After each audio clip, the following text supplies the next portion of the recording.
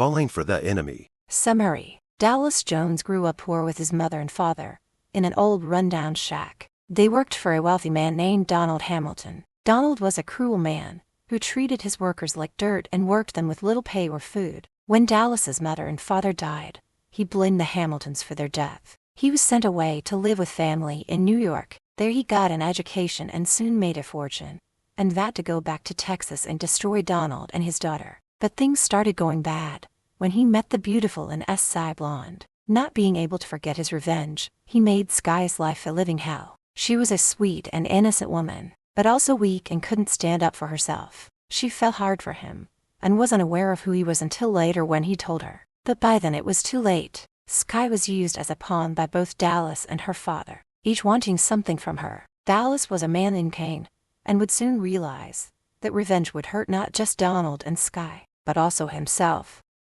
Chapter 1. Here is Dallas's story. Dallas thought back to the night his mother passed away. The rain and wind slammed into the old rundown shack that stood alone. Inside, he, a boy of 10 years of age, Saturday by his mother's deathbed. Tears rolled down his dirt-stained face. He held her hand as she took her last breath. Amanda Jones was a beautiful Mexican woman who married Frank Jones, a white man 15 years her senior. The couple worked for a millionaire rancher named Donald Hamilton. Donald owned one of the finest horse ranches in Texas. He made his fortune in racing thoroughbreds. His wealth increased when he married his wife Mary. He neither loved nor cared about her, only married her to get his hands on her money. He was cruel and treated her poorly, taking lovers on the side. Mary died giving birth to a baby girl. They named her Sky. She was a beautiful girl with pale skin, blonde hair. She was raised by a variety of nannies and housekeepers. For whatever reason, they kept quitting. Donald loved his little girl, called her Angel. He lavished her with gifts, spoiling her. Whatever she wanted, he gave to her. When Dallas's mother, Amanda, passed away, he swore that someday Mr. Hamilton would pay for his mother's death. Dallas's father Frank worked for the Hamilton on the ranch, doing chores and whatever else they wanted him to do. Amanda was one of many women that worked inside the house, cooking, cleaning. And when Dallas got older, he realized that Donald also took advantage of his mother.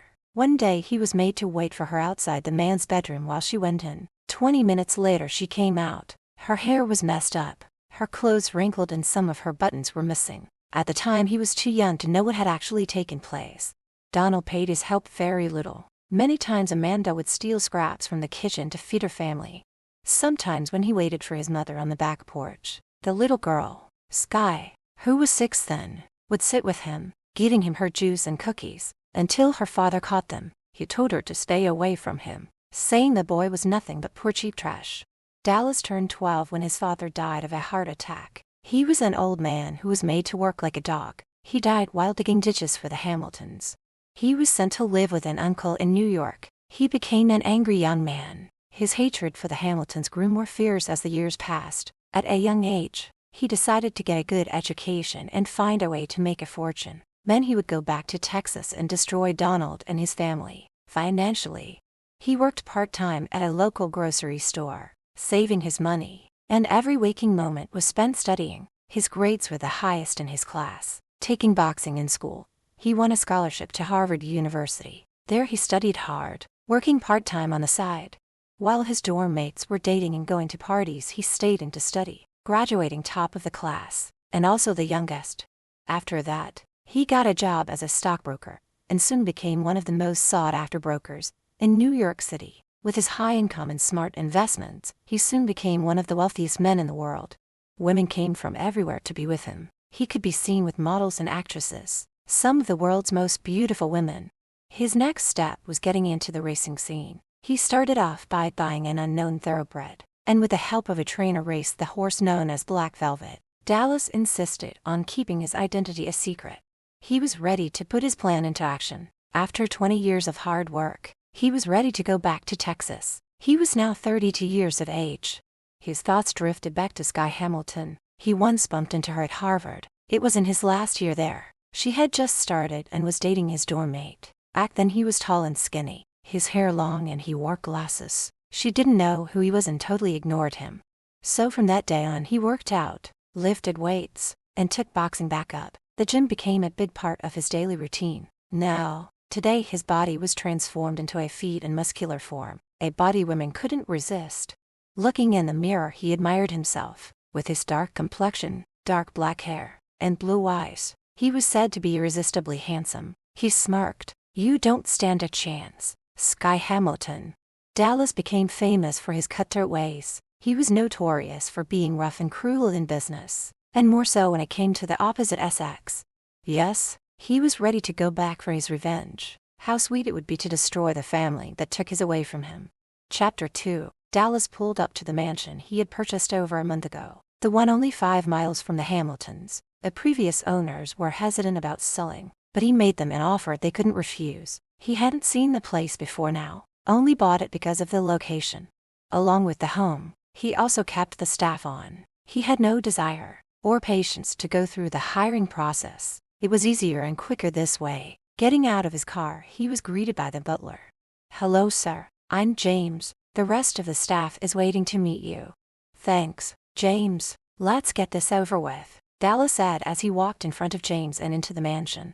After meeting with his staff and giving them instructions about the party he was hosting next week, in which the Hamiltons were to be special guests, he went to the bedroom he chose for himself.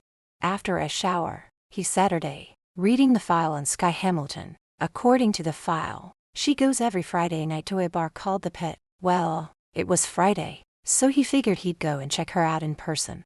Walking in, he spotted Sky sitting at the bar, alone, so he walked over and sat her to seats away from her. While every woman watched him as they drooled, he kept his eyes on Sky. She was even more beautiful in person. Thick, luscious, long blonde hair, slender body, with a great rack. She wore a cute little pink dress with matching heels. She wore a diamond necklace and earrings. The woman sure has an expensive taste, he thought to himself. He noticed she was knocking back the tequila shots rather quickly, and she looked as if she were pissed off about something. So getting up, he went and sat her next to her. "What's a pretty woman like you doing sitting alone?" She turned to look at him, a scowl on her face. "If that's your best pickup line, mister, you must really suck with the ladies." Rolling her eyes at him, she looked away. "Why, you little rude bitch," he said quietly to himself, but he gave her a smile and tried once again to strike up a conversation with her. "What has you so pissed?" Sky turned to the man next to her and looked him over. God, he was drop-dead gorgeous, with his dark hair and that body. Wow, she thought, broad shoulders, muscular, and those eyes, so dark and mysterious. She also sensed something dangerous about him, and that excited her. "Well, if you really want to know, I caught my boyfriend in bed fucking some bimbo." "That sucks," Dallas said as he ordered them both another drink. "Men are pigs. I mean, why do they have to cheat? Oh, how I'd like to get even with that motherfucker," she said with so much bitterness. Dallas smiled. He couldn't believe his luck. She was making it so easy for him. "Then get even with him." "And how would I do that?" she asked as she looked at him. "Fuck someone else," he said as he stared into her eyes. Sky was half in the bag. What he said made sense. Why shouldn't she sleep with someone, a stranger? She looked over at Dallas. He was a stranger, and she would never see him again, so why not him? He was pleasing to the eyes and would bet he was an animal in bed. "Are you offering?" she asked, licking her lips. Tossing some money on the bar to cover the tab, he stood up, holding out his hand for her to take. "Come with me?" Sky's heart started racing. Could she really go through with this? But though she had doubts, she took his hand as he led her outside. Once outside, he walked around the side of a building. Stopping, he put her up against the wall, pinning her hands above her head. "Yes, I'm offering," saying as his lips went to her neck, moving down to her cleavage. He then put his free hand on her leg, moving out till he was between her thighs. Sky was shocked at first, then she began to moan when she felt his finger going under her panties and inside her. She started panting as he moved deeper, and felt the wetness as he kept going faster and harder. Dallas stopped, pulling away, putting his hand around her throat, stroking her with his thumb. He ordered her to open her eyes and look at him. She did what she was told, staring into his eyes. "Come with me." Taking her hand, he led her over to his car. "Shit," she said as she stared at the car. "This is a Ferrari LaFerrari. Is this your car?" "Yes," he answered as he opened the door for her to get in. "You like?" "Hell yeah. These cars cost a fortune," she answered. A few minutes later, he pulled into a hotel. It was the most expensive one around. Looking in, he put his arm around her waist as they headed to the room. She looked around the room, while he opened the bottle of champagne that came with the room, pouring them both a glass, not that she needed any more to drink. Dallas removed his jacket and Saturday on the bed, looking at her. Suddenly she didn't seem so sure of herself, almost as if she wanted to change her mind, but he wasn't going to let that happen. "Take off your clothes," he ordered her, his eyes piercing into hers. She giggled. "You too." He stood and they both started removing pieces of clothing, till they were both naked. Seeing her, he became very aroused. She was flawless, beautiful. "Are you ready to get your revenge on your boyfriend?" he asked as he sat her on the bed. She looked down at him and seeing how enormous he was swallowed hard, afraid. She really didn't think she would be able to feed him all in. "I think this was a mistake." Getting up, he sprinted over to her, putting her up against the wall. "I'm going to fouquet you and you will love it. You'll beg me for more. Is that clear?" She nodded her head yes, too afraid and excited at the same time to say no, and remembering how he assaulted her body earlier and how it felt she wanted him. Lifting Sky up, so that she was straddling him, he carried her over to the bed. Sitting on the bed with her still straddling him, he instructed her to ease down on him till he was all the way in.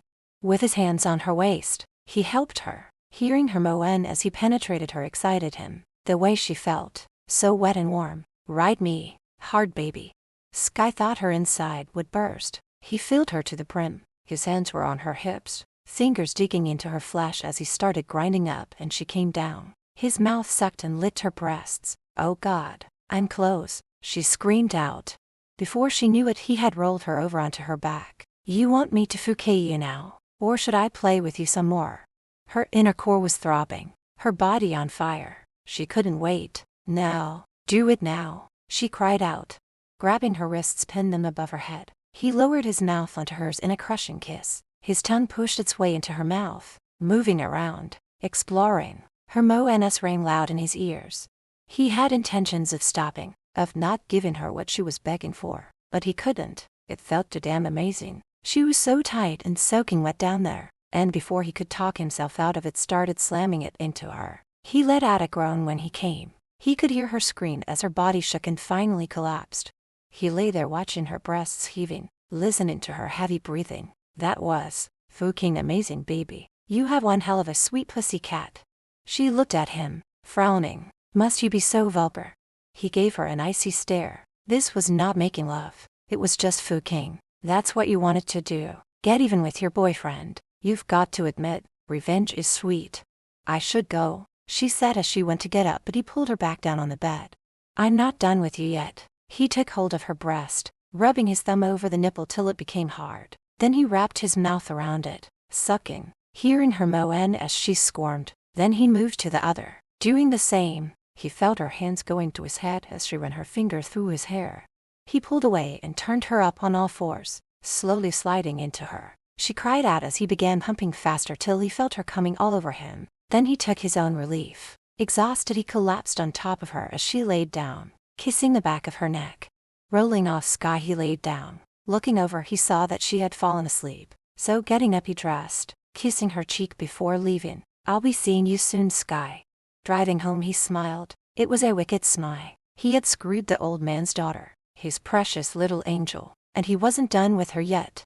Chapter 3, The Party, Part 1. When Sky woke up, eyes flew open. The realization of what took place last night sunk in. She had sex with a stranger, a man whose name she didn't even know. She waited and listened for any sign of him still being there. When she heard nothing, she wrapped the sheet around her and went to the bathroom. Splashing water on her face, looked at herself in the mirror, shaking her head. Then she went and picked her clothes off the floor and started dressing. That's when she noticed the love bites he had left on her breasts. "The man is a pig," she said to herself as she finished dressing. Sitting on the bed, she felt sick. It wasn't like her to sleep around. She thanked God she was on the pill since he hadn't used protection. The other thing she was glad about was that he wasn't from around here. He didn't know her name, and she would never have to see him again.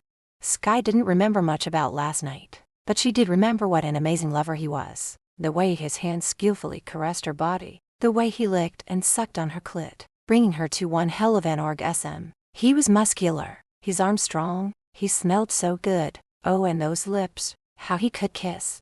Just thinking about him, she became wet. "Stop," she told herself. Don't think about him. Sky had to get home and out of these clothes before her father sees her. So calling a cab, she hurried out, pushed the button on the elevator, and prayed she wouldn't run into the stranger she had just slept with.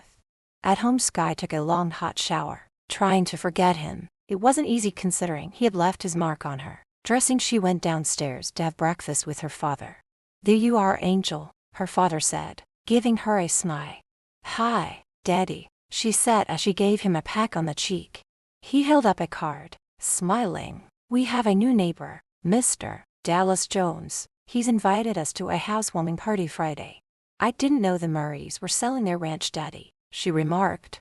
"Neither did I. I hear this Dallas Jones is a very wealthy man, and single. Go shopping, Angel. Get yourself a new dress to wear. I want us to make a good impression." Sky smiled. There was nothing she liked better than shopping, and it would help to take her mind off the stranger and what they had done. "Thank you, Daddy. Can I take the sports car?" "Of course, Angel, but please, stick to the speed limit. I don't know how many more tickets I can get you out of," he said, giving her a big smile. Jumping out, she went over and hugged him, taking his credit card from his hand. "Thank you, Daddy. I promise to take it slow." Donald watched as she walked out of the room. She was 25 but as naive as a teenager. Sky spent the morning shopping, buying more than she needed, met with some friends for lunch and later headed back home. Friday rolled around and she wore a long red dress. It had a slit up the side, showing off her long slender leg. She added a pair of dangling diamond earrings and a matching necklace and left her hair down. Looking in the mirror, she liked how she looked. All thoughts of the stranger were gone. Donald's eyes lit up when he saw Sky. She always took his breath away. She was so incredibly beautiful. "Angel, you are a vision." He was proud to be seen with her. Yes, she was spoiled and sometimes a little reckless, but she was his baby girl and loved her no matter what she did. Though they were only going a few miles, he had a driver take them to the party, thinking it would make more of an impression on Mr. Jones. When they arrived, it seemed as if the whole town was there. Champagne was flowing. People were gathered around talking and laughing, all waiting to meet this man called Dallas Jones, a young single billionaire. Sky was anxious to meet this famous billionaire. She had heard a lot about him. Rumor had it that he was very handsome. It was also said that he was ruthless and cunning, a bit of a bad boy with an attitude, a player, someone who thought he could have any woman he wanted. Well, she hated men like that, ones who thought they could dominate women, use them and then toss them away like an old dish rag. She was looking for someone who would treat her with respect and kindness, one who wouldn't cheat, and he had to be wealthy, of course. Her father tapped her on the shoulder. "Angel, that must be Mr. Jones. Let's walk over and introduce ourselves," he said as he takes her arm and they walk over. When Dallas turned around and saw Sky, he smiled. His eyes moved slowly down her body. Sky's eyes widened in shock, staring into his dark eyes, unable to speak. Her father held out his hand to shake Dallas's hand. "Mr. Jones, I'm Donald Hamilton, and this is my daughter Sky. Miss Hamilton, it's a pleasure to meet you." Taking her hand, he kissed it, looking into her eyes with a smirk on his face. Sky thought she was going to faint. Here he was, the stranger she had slept with. "Excuse me, I need to use the ladies' room." She turned, leaving the two men alone. She had to get away from him, so going into the bathroom, she sat her day on the counter. How was she going to get out of this situation? The door opened and she stared in horror when he walked in, locking the door behind him. Chapter 4, Party Part 2. All Sky could do was stare at Dallas. She was frowned to the spot, on top of the counter. "Miss Hamilton, may I call you Sky?" His dark eyes seemed to pierce right through her, a smile on his face. He appeared to be enjoying her discomfort. "You, why didn't you tell me who you were?" He chuckled. "Oh, so you two remember me?" She glared at him angrily. "How could I not? You left marks on me." Dallas walked right up to her, his fingertips tracing along the neckline of her dress. "I was just marking my territory." She slapped his hand away, jumping down from the counter. "I am not your territory. What happened that night was a big mistake. It happened once and it will never happen again. Now unlock this door." Trapping Sky between his arms and the door, he looked down at her and smirked. "As I recall, it happened more than once. 3 times, for if you count when I sucked you dry." Her face turned bright red. "You pig, none of that happened. You hear me? We are never going to discuss it again."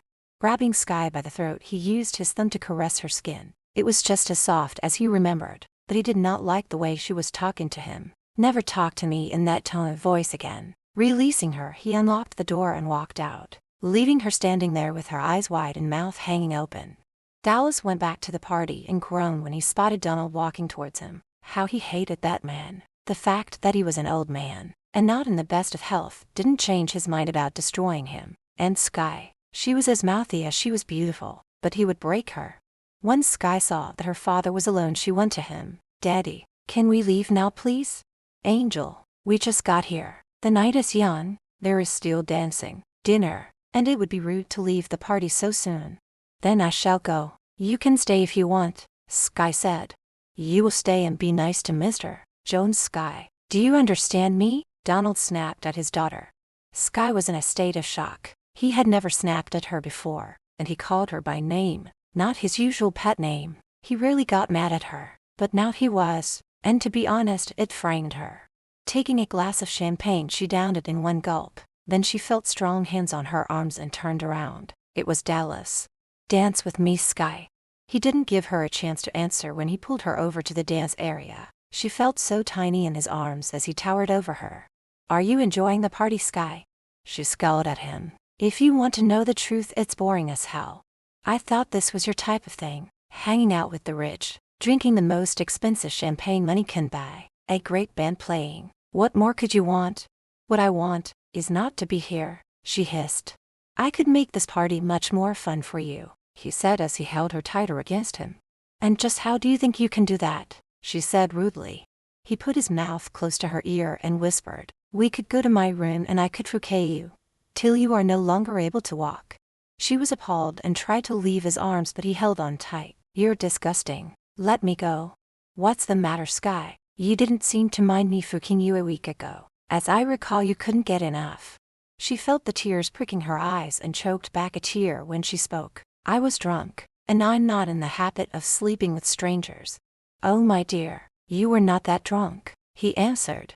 Sky was glad when the song ended and he let go of her. She stormed away, feeling disrespected and ashamed. Dinner was being served. There were so many tables set up, and to her dismay, she and her father were seated at Dallas's table. "So Donald, I understand you own some thoroughbreds and you're still into the racing scene." "Yes, I am. I just bought another horse. Cost me a bundle, but he's a winner. That beast will bring in millions of dollars, worth the investment." "And you?" "I played around a little, but I could use some pointers. I'm in the market for a good horse, and could use some help in picking one out." "My daughter can help you. She has an eye and a talent for picking winners," Donald said with a grin on his face. Sky stared at her father, shock written all over her face. "Father, I'm sure he's capable of picking out a horse on his own," she answered sarcastically. Dallas' dark eyes burned into hers when he answered, "Oh, that I will use you?" Sky was speechless. She knew what he meant by those words, and she trembled a little and looked away, avoiding his stare. Donald seemed delighted, and raising his glass to Dallas nodded his head. "It's settled then. Sky will help you. As a matter of fact, there's an auction just outside of New York. Sky will go with you." "No, father, I won't." Donald gave her a stern look. "Don't be rude to our new neighbor. You will go and help him." Dallas gave Sky a wicked grin. "I will be looking forward to it. I'll book us a couple of rooms for the week." "A week? Why a week?" she asked. Her hands began to shake and could feel herself sweating. "I don't like to rush into anything. I always take my time so that I can get exactly what I want," saying as he let his eyes move down to her cleavage. "Well, Dallas, you might not get what you want," she replied. "I always get what I want. All I have to do is be patient." It was late when Sky and her father were getting ready to leave. Dallas took her hand and kissed it. "Till I see you again, Miss Hamilton. Sleep well. Sweet dreams." She abruptly pulled her hand away and climbed into the waiting car. But she did not sleep much that night. She had dreams about Dallas. They were alone on a deserted island. He was chasing her as she ran for dear life, terrified of what he would do when he caught her. She woke up in a cold sweat. The man disgusted her, and yet when she was near him, her body would tingle. Her inner core would start throbbing, and she could feel herself becoming wet. This man scared her and excited her at the same time. Chapter 5. Sky. Feeling anxious, and still angry with her father for making her go away. But Dallas decided to go for a swim in their pool. It was a beautiful warm day, and the water felt refreshing as she swam laps. As she was getting ready to come out, Dallas suddenly appeared, standing at the edge of the pool, holding out a towel for her. "Are you coming out?" he asked as he spread the towel open, expecting her to walk into it. Her bikini was skimpy, and she didn't feel like having him lower at her. "If you're looking for my father, he isn't here." "I'm not here to see him," Dallas said, making it obvious he was checking her out. "Then why are you here, and how did you get in?" Sky asked in a snooty tone.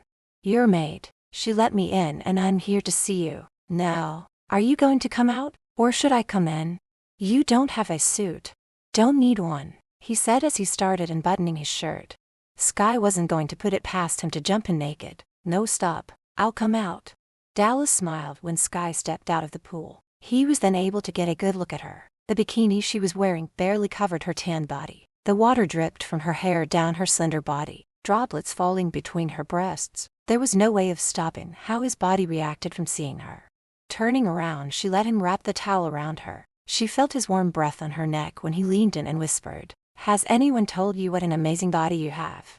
She felt her heart racing, her breath coming out ragged. She quickly pulled away. "What do you want?" She tried to sound calm but failed.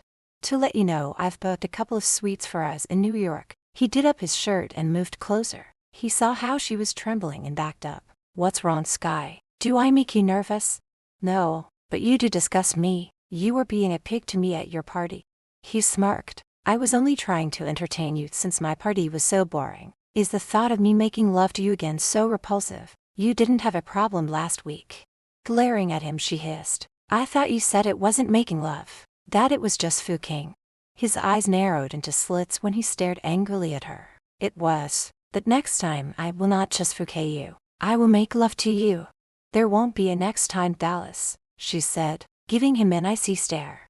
Dallas reached out and ran his finger down her cheek to her neck, moving down, tracing the edge of her bikini top. His fingers brushed lightly against her breasts. His touch was soft and seductive, sending waves of sexual desire throughout her body. Her heart was beating fast. She was drawn to this man. He had some kind of hold on her, and if he tried to kiss her, she didn't think she'd be able to stop him. Dallas pulled away, amused when he saw how her breasts began to rise and fall rapidly. "There will be a next time, and I promise you'll love it. You will beg for more." He then kissed her cheek. "I'll see you in a few days, Sky." Then he was gone, leaving her wanting more. As the day approached, she begged her father not to make her go. She cried and begged, but he would not let her out of it. Sky had never had trouble getting him to do what she wanted, but something was different. He seemed nervous. His mood had changed from a happy, loving father to someone she no longer recognized. Sky knew that he was keeping a secret, but what it was she'd probably never find out. "Quiet, Sky. You have to go, and be real nice to that man," her father said, giving her a stern stare. "Why, father? Mr. Jones has made millions in the stock market. He is a genuine, and with his help, I could make a lot of money."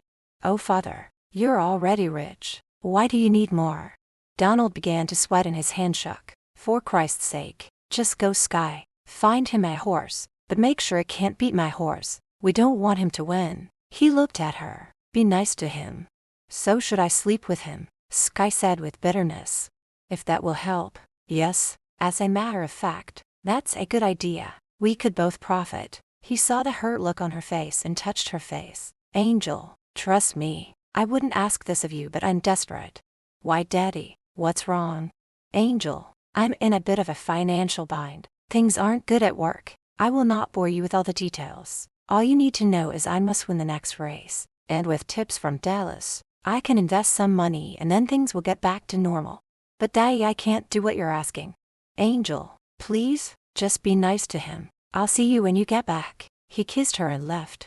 Sky was appalled. Her father wanted her to prostitute herself for financial gain. That she would not do. She would never be Mr. Jones's whore, no matter how handsome and charming he was.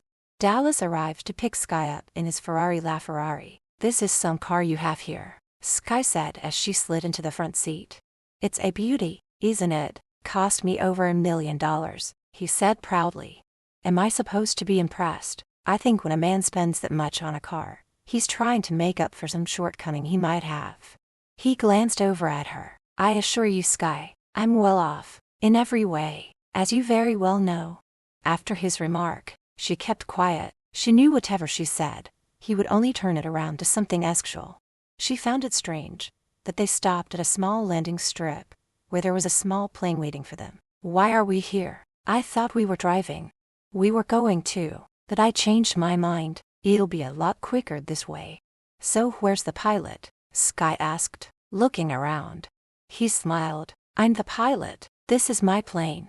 One's up in the air. He asked her if she wanted to fly the plane. She stared at him in horror. Are you crazy? No, I don't. Dallas grinned as he took his hands off the wheel and reached over to undo her seatbelt, pulling her onto his lap. Take the wheel now, Sky, before it's too late. The plane slowly started to nosedive. Grabbing the wheel, she let out a terrified scream. Sky's heart was in her throat.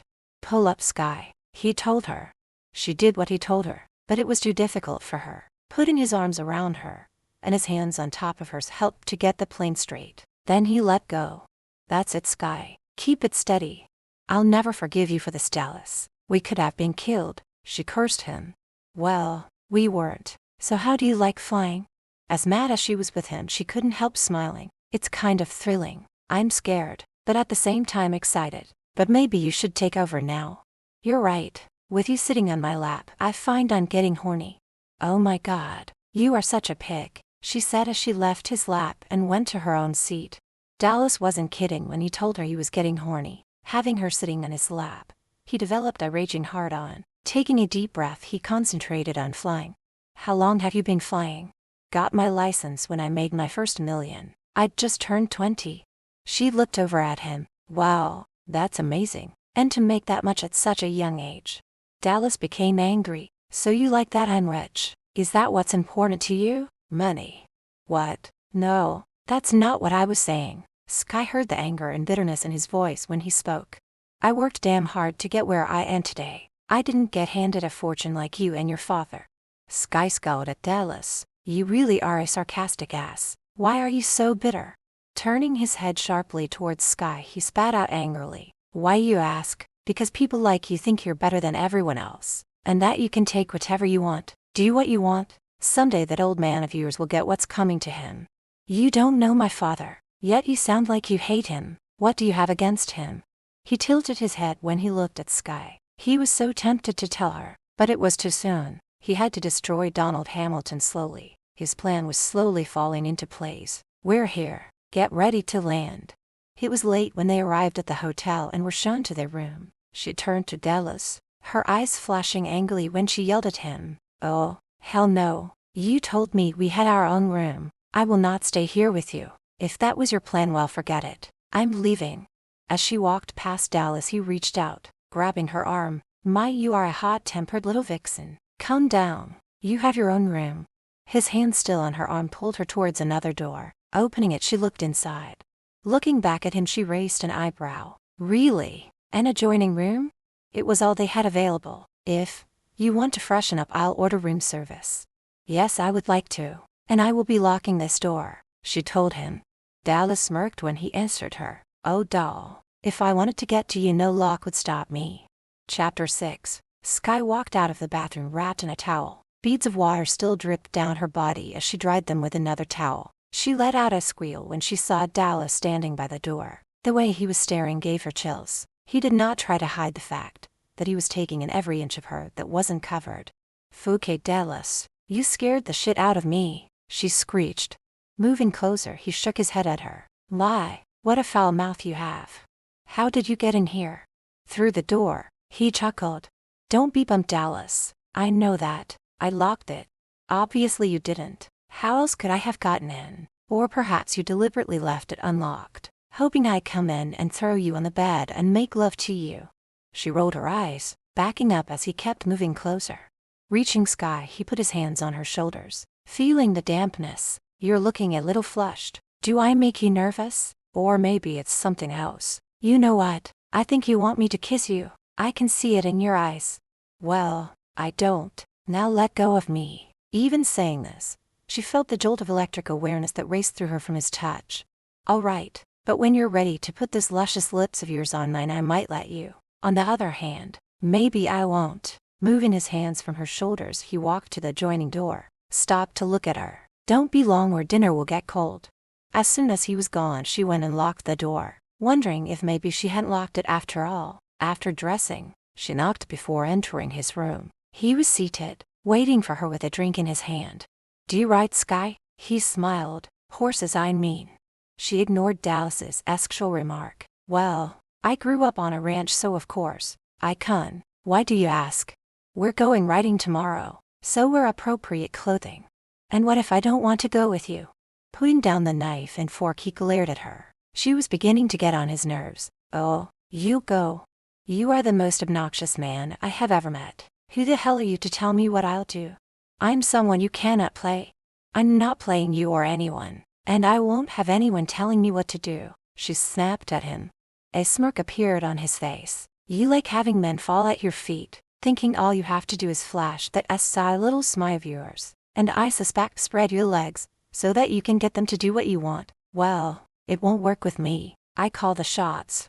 Sky reached over the table and slapped Dallas. How dare you talk to me in such a manner? Jumping out of the chair, he grabbed her, pulled her out of her chair and put her up against the wall. His face almost touched hers. Don't ever slap me again. I will not think twice about slapping you back. As he held her hands to her sides, he placed his lips on her neck. Her heart began racing, breasts heaving as he sucked on her neck, sending tingles all through her. When he moved back, she sighed, glaring angrily at him. If you touch me again, I will scream and bring this whole hotel come running. Sweetheart, you will scream when I touch, but not now. Go to bed. It's late. Sky Saturday on the bed, her breathing finally slowing down. Her hand went to her neck where Dallas had put his lips. He was doing some kind of weird thing with his tongue when he sucked on her neck. It sent shivers down her spine and a slow burn between her thighs was lit. But she refused to give in to those feelings. He was a crude and dangerous man. In the morning, she found Dallas wearing jeans and a black t-shirt. He looked absolutely gorgeous. His muscular form was obvious under the tight-fitting clothes he wore, and since she knew what he looked like without clothes, she felt her cheeks turning red. Seeing Sky come in from the other room, he thought about last night, how her skin tasted so soft. He wanted to taste more of her again. Soon he thought to himself, I will have you again. They finished eating and then headed to the stable. There they picked out the horses they wanted, and being given directions to the best place to go riding, they set off. After riding for about 2 hours, they stopped by a river. Getting down off the horses, he hands her the water bottle and they sit down. Where did you learn to ride? She asked. I lived on a farm. All we had was a horse. No car. No bike. Where did you grow up? In a small town. Where? She asked again. He rubbed the back of his head, trying to ease the pain that was slowly creeping up. My God, why do you have to ask so many questions? Why won't you answer my questions? When I ask you, all I get are vague answers from you. Because it's none of your business, he snapped at her. Yet you expect me to answer all the questions you ask me. Her tone sounded bitter. He stared at her, anger flashing in his eyes. And you will continue to do so? Now, if you're ready, shall we get moving? They rode for a couple more hours and then decided to stop for a bite to eat. Stopping at the park and spotting a hot dog stand, Dallas went over and got them hot dogs and fries. Sitting under a tree ate. He watched her as she ate. I know this isn't what you really wanted. I'd bet you'd rather have gone to a fancy 5-star restaurant. I now Sky was getting sick of his constant criticizing of her and her lifestyle. For your information, I'm enjoying this. I don't always need or want fancy restaurants. You don't know me at all. Maybe not, but I know your type. You're all the same. Greedy little rich bitches that take whatever they want, no matter who it hurts. She watched him as he swore. He looked so angry it frightened her. Dallas, why are you so angry and bitter? What's happened to you that's made you this way? Growing up poor, watching my parents work for the wealthy, while we Saturday eating cold beans, they ate meat and potatoes, throwing away more than they ate. My parents were treated like dogs, working them hard long hours, paying them next to nothing. I'm sorry, Dallas. Are you? I worked hard to get where I am today, and I did it all on my own. What about you, Sky? With a Harvard education, why are you wasting your time laying around a pool and doing your nails? I'm not wasting my time. She started stammering, suddenly feeling ashamed. Maybe Dallas was right. Maybe she was wasting her time. I don't know what I want to do. God, you're what, 25 and you don't know what you want to do? I guess getting drunk and fucking strangers is your specialty. How dare you throw that up in my face? What about you picking up a strange woman? Wait a minute, how do you know I went to Harvard? Dallas knew he had slipped up. He couldn't let her know who he was yet. You told me. No, I didn't. She looked at him suspiciously. It must have been your dad that told me. He was really trying to sell you on me. I'll be right back. I've got to use the restroom. Dallas came from the restroom and spotted Sky surrounded by 2 men. The one man was holding a knife in her face, taunting her, telling her to strip. He ran over shouting, "Hey, what the hell is going on over here?" One of the men looked at Dallas. "This ain't none of your business. The lady is with me. Now tell your friend there to take his hands off her." "Or what?" growled the man holding the knife. "Or I'll have to hurt you both." The 2 men looked at each other and laughed. The one waved the knife in front of Dallas and hissed, "I'm going to cut you bad, man. And then my friend and I are going to fouquet your girl." Dallas shook his head. Now you're really pissing me off. I didn't want to hurt you. Last chance. Put the knife down." The guy charged at Dallas and Sky watched horrified as Dallas and the man wrestled. It wasn't long till the knife was on the ground and the man lay on the ground, all bloody with a broken nose. The one holding her let go and took off running, leaving his buddy behind. Dallas went over and taking her face in his hands looked at her. "Are you okay? Did they hurt you?" With a tear falling down her face, she shook her head no, letting him comfort her in his arms. "Let's get you back to the hotel. A nice warm bath will make you feel better." She looked over at the horses. "What about them?" "Don't worry about the horses. I'll get someone to take care of them." Back at the hotel, she did not argue when he ran her a bath in his room, adding bubbles. She was trembling when she got in the tub, knowing those men were going to rape her. She had never been in that position before and wasn't handling it very well. When Dallas walked in, she covered her breasts with her hands. "Don't worry," he said. "I'm only here to bring you a drink. I thought you could use one after what happened." Setting the drink down, he was leaving but stopped and leaned against the door when she called out to him. "Where did you learn to fight like that? Who are you?" "Years of lessons, boxing, karate, among other forms of fighting, and I'm just a man," he said and walked away. Chapter 7. Getting out of the tub, Sky realized she had nothing to put on. She could hardly walk into Dallas's room, wearing nothing but a towel. Seeing his shirt hanging on the hook, grabbed it and threw it on. It was too big, but it covered her. That was all that mattered, she thought. When Dallas saw her, he stood up. His heart skipped a beat. She looked so cute wearing the shirt. He wanted to pull her into his arms and kiss her, but she still looked upset. "Are you feeling any better?" he asked as he moved closer. Sky wanted to be strong and didn't want to cry, but when she thought of that knife pressed against her neck, and knowing they wanted to rape her, she couldn't stop the tears from falling. Then she felt arms going around her, a hand stroking her hair. She let him hold her, feeling his strong arms tighten around her as she cried. Dallas felt terrible. No matter how much he despised the Hamiltons, Sky did not deserve to be attacked like that. Her small frame shook and he could feel her tears wetting his shirt. Letting her go, scooped her up and carried her over to the bed, laying her down and covering her up. "I'm sorry, Sky," he said as he stroked her cheek. She looked up at him. Her sobs had subsided. "Why? You didn't do anything. I left you alone, giving those punks a chance to get to you." She stared up at him, wondering what he was going to do when he stood and walked into the other room. She heard the water in the shower running. Her eyes felt heavy, body ached. As hard as she tried to stay awake, she couldn't. Closing her eyes, she drifted off to sleep. Dallas wrapped a towel around his waist and went back to the bedroom. Seeing Sky asleep in his bed, he smiled. He thought about climbing into bed next to her but decided against it. So pulling on a pair of pants, he sat her in the chair, watching her as she slept. There was no doubt he was sexually attracted to her. Was right from the beginning when he first saw her sitting at the bar, and when she let him take her to the hotel and fouquet her. Well, he just knew she was going to be worth all the trouble he had gone through, though he never expected her to have grown up from a scrawny little twerp into a beautiful, seductive woman. Sky woke to find Dallas asleep in the chair. He then opened his eyes, staring back at her. "I am in your bed." Her voice was barely a whisper. "Yes, you are. I knew it was only a matter of time before I got you in my bed again. But you slept in that chair. Why didn't you put me in my room? or go sleep in the other bed? Dallas rubbed his chin, thinking, don't know, didn't think about it. After an awkward silence, she stretched, yawning. I'm starving, she said as her stomach began growling. He gave her a smile when she stretched. Did she not know the top 4 buttons on the shirt she was wearing were open? Her perky breasts showing gave him a hard-on, remembering that first night when he sucked on them. Okay, why don't you go and get dressed and I'll order up some room service.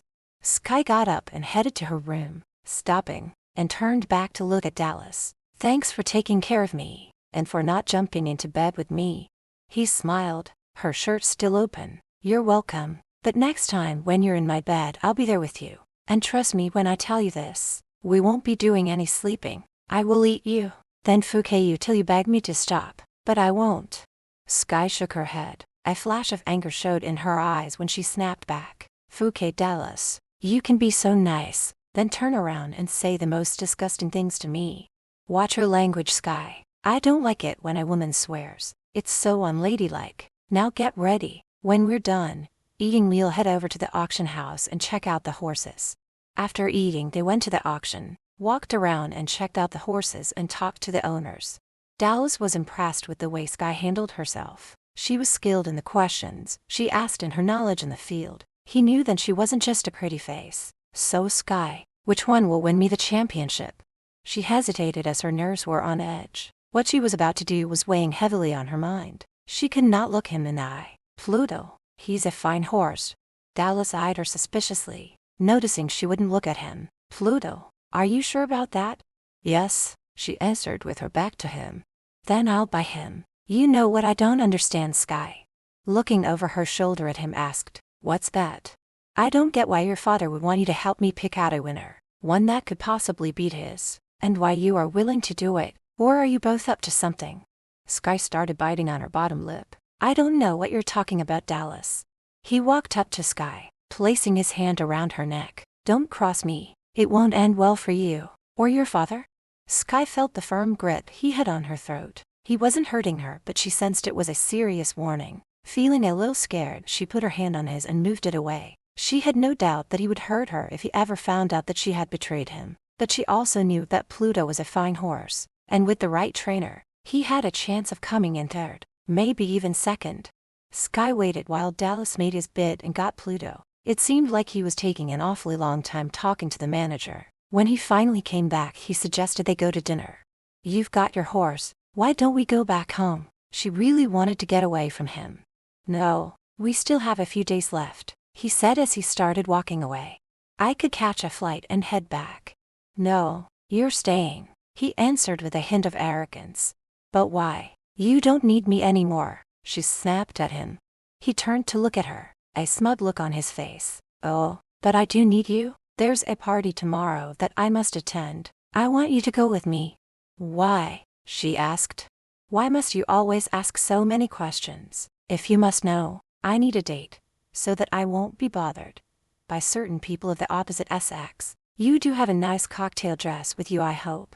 No, I didn't think I'd need one. No problem, Dallas told her. I'll make some call and have one sent to the hotel. Now, let's go grab something to eat.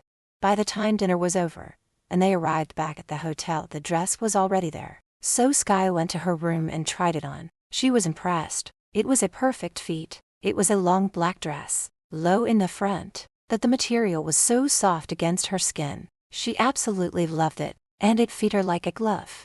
The door to her room opened and Dallas walked in. A smile spread across his face when he saw her. You look stunning. Are you pleased with it? She turned back to look in the mirror. It's beautiful. As soon as we get back home, I'll have my father reimburse you. I don't want anything from him, he yelled, scaring her.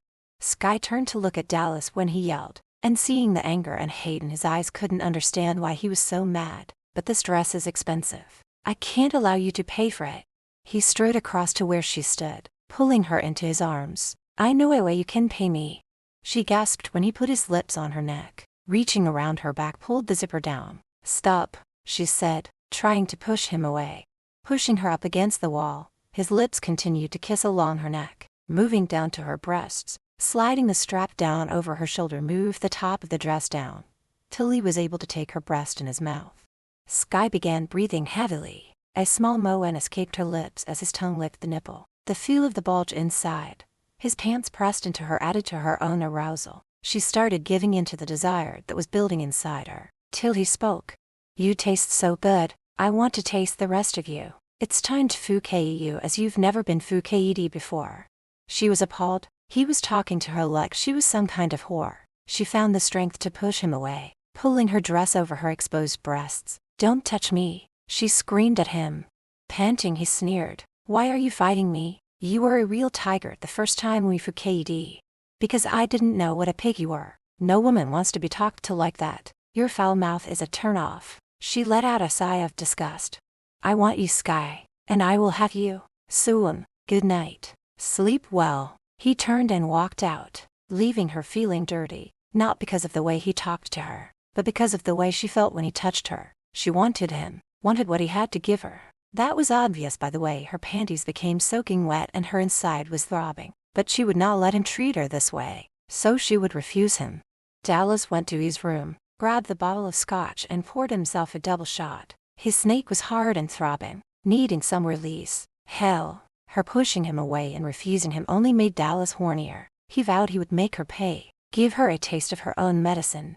Chapter 8. The next evening, Dallas held her arm as they entered the party. Neither one spoke about what occurred the night before as they walked around the room, greeting people. Who are all these people? Sky asked. Business associates of mine. I helped make a lot of them very rich. A gorgeous redhead walked up to Dallas and kissed him on the cheek. Hello, lover. I've missed you in France. I thought you were going to be there. Sally. Yes, but something came up, he said as he glanced over at Sky. The woman looked at Sky. I see what you mean. After Dallas introduced the two women to each other, Sally turned her attention back to Dallas, placing her hand boldly on his chest. Call me when you get back to France. I have a new toy I'd like to try out with you. Bye, lover. Sky rolled her eyes at Dallas when she saw him staring at her breasts. You know those aren't real. Dallas smirked. I gather you're talking about her breasts. I know they're not, but don't they look great? She scoffed. If you like them that big. He stopped to look at her. They're okay, but I like yours, and I know firsthand that they are real. Just stop, Dallas. What kind of toy was she talking about? He let out a chuckle. Sally is a little wild in the bedroom. She likes to bring props into the act. How about you? Me? What about me? She asked. Don't you on occasion use any toys? That's disgusting. She snapped and walked away. Whenever she started a conversation with a man, Dallas would come over, interrupting them. It was as though he was jealous, and when she was dancing with someone he would step in, glaring at the other man. She was becoming annoyed and snapped at him as they danced to a slow song. What the hell is wrong with you? Can I not talk or dance with another man? No, he hissed through clenched lips. You're with me. I'm here with you tonight. That doesn't mean you own me. How she wanted to slap him, but after the last time she did that, he threatened to slap her back. Not yet, he answered sarcastically. She had enough of Dallas and feared he meant what he said. Pulling free, she walked away and went over to talk with some women. She could feel his eyes on her. He was becoming possessive of her and she didn't like it. After a few hours, Dallas said it was time to leave. Sky did not want to leave and protested. I'm just starting to have fun. Grabbing her arm, he snarled at her. Yeah, I can see that. What the hell does that mean? She snapped back at him. Dallas had been watching her from a distance as she chatted up a young man. For some reason, it bothered the hell out of him and he wanted to go over and put a stop to it, but he couldn't get away from an elderly couple that wouldn't stop talking. He felt his temper boiling. We're leaving, he said as he practically dragged her out, ignoring her question. Neither one spoke till they got inside their hotel room and then she let him have it. I've never been so embarrassed in my whole life. Dragging me out of there like that. What the fuck is your problem? He turned on her, grabbing her wrists tightly in his grip. I told you to watch that mouth of yours. Why should I? You say that word all the time. So if I want to, then I damn well will. Fuck, fuck, fuck. She kept saying even though she could see his face turning red, knowing he was furious. His eyes narrowed as he looked down at her. It was pissing him off that she was taunting him and decided to teach her a lesson. You like that word so much, then you must want it. Okay, baby, I'll give you what you want. Picking her up, he threw her on his bed and started removing his clothes. Her eyes widened in fear, knowing she had gone too far. Scooting over to the other side of the bed, tried to get up, but he ran over, stopping her from leaving. He was now stripped down to a pair of briefs. "You're not going anywhere till I'm done with you. Now get undressed," he growled. "Go fouquet yourself," she screamed at him. This only infuriated him more. Taking the top of her dress in both his hands, tore at it till it ripped, kept tearing till it was completely off her body. She wore no bra, and except for a pair of flimsy panties, she was naked. Trying to cover her breasts, she yelled, crying out, "You're an animal!" Seeing her laying there naked, his desire to consume her made him blind and deaf to her cries. Getting on top and pinning her hands above her head, started kissing her neck. She tasted so good. Her skin felt so soft and silky against his skin. His snake became so hard and throbbing that it was quite painful. He hadn't had a woman in a while and wanted one now. But first, he had to get her in the mood. Sky struggled at first, tried to fight him off, but then she felt him pressing into her. She stopped struggling when his lips went to her mouth, forcing her lips apart and sticking his tongue inside her mouth, teasing. And when he shifted over a little to let his one hand move down to between her legs, sticking in one of his fingers between her womanly folds, moved deeper, stroking in and out, picking up speed.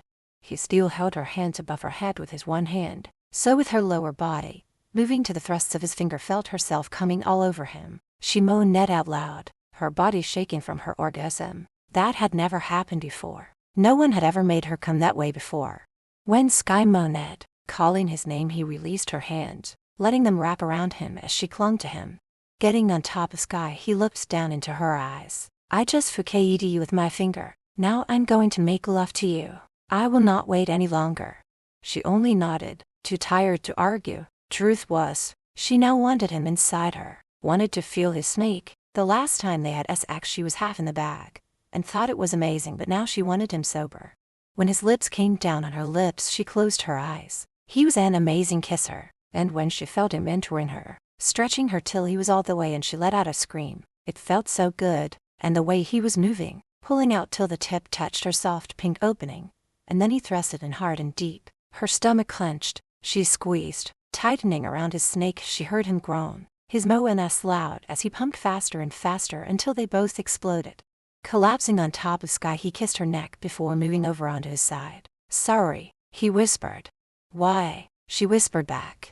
"I didn't want to do this. I got carried away," saying as he stared up at the ceiling.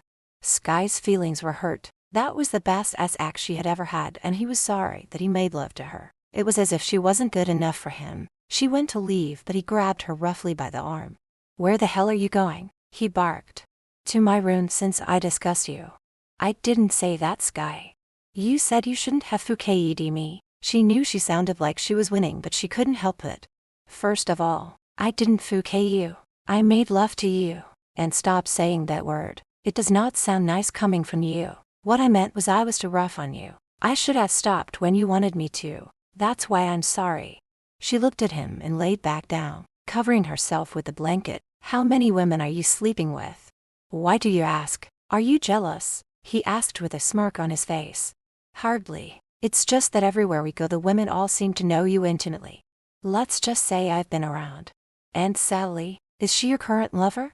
"Sally and I are fouquet buddies." She looked at him horrified. "What does that mean? Do you two make love a lot?"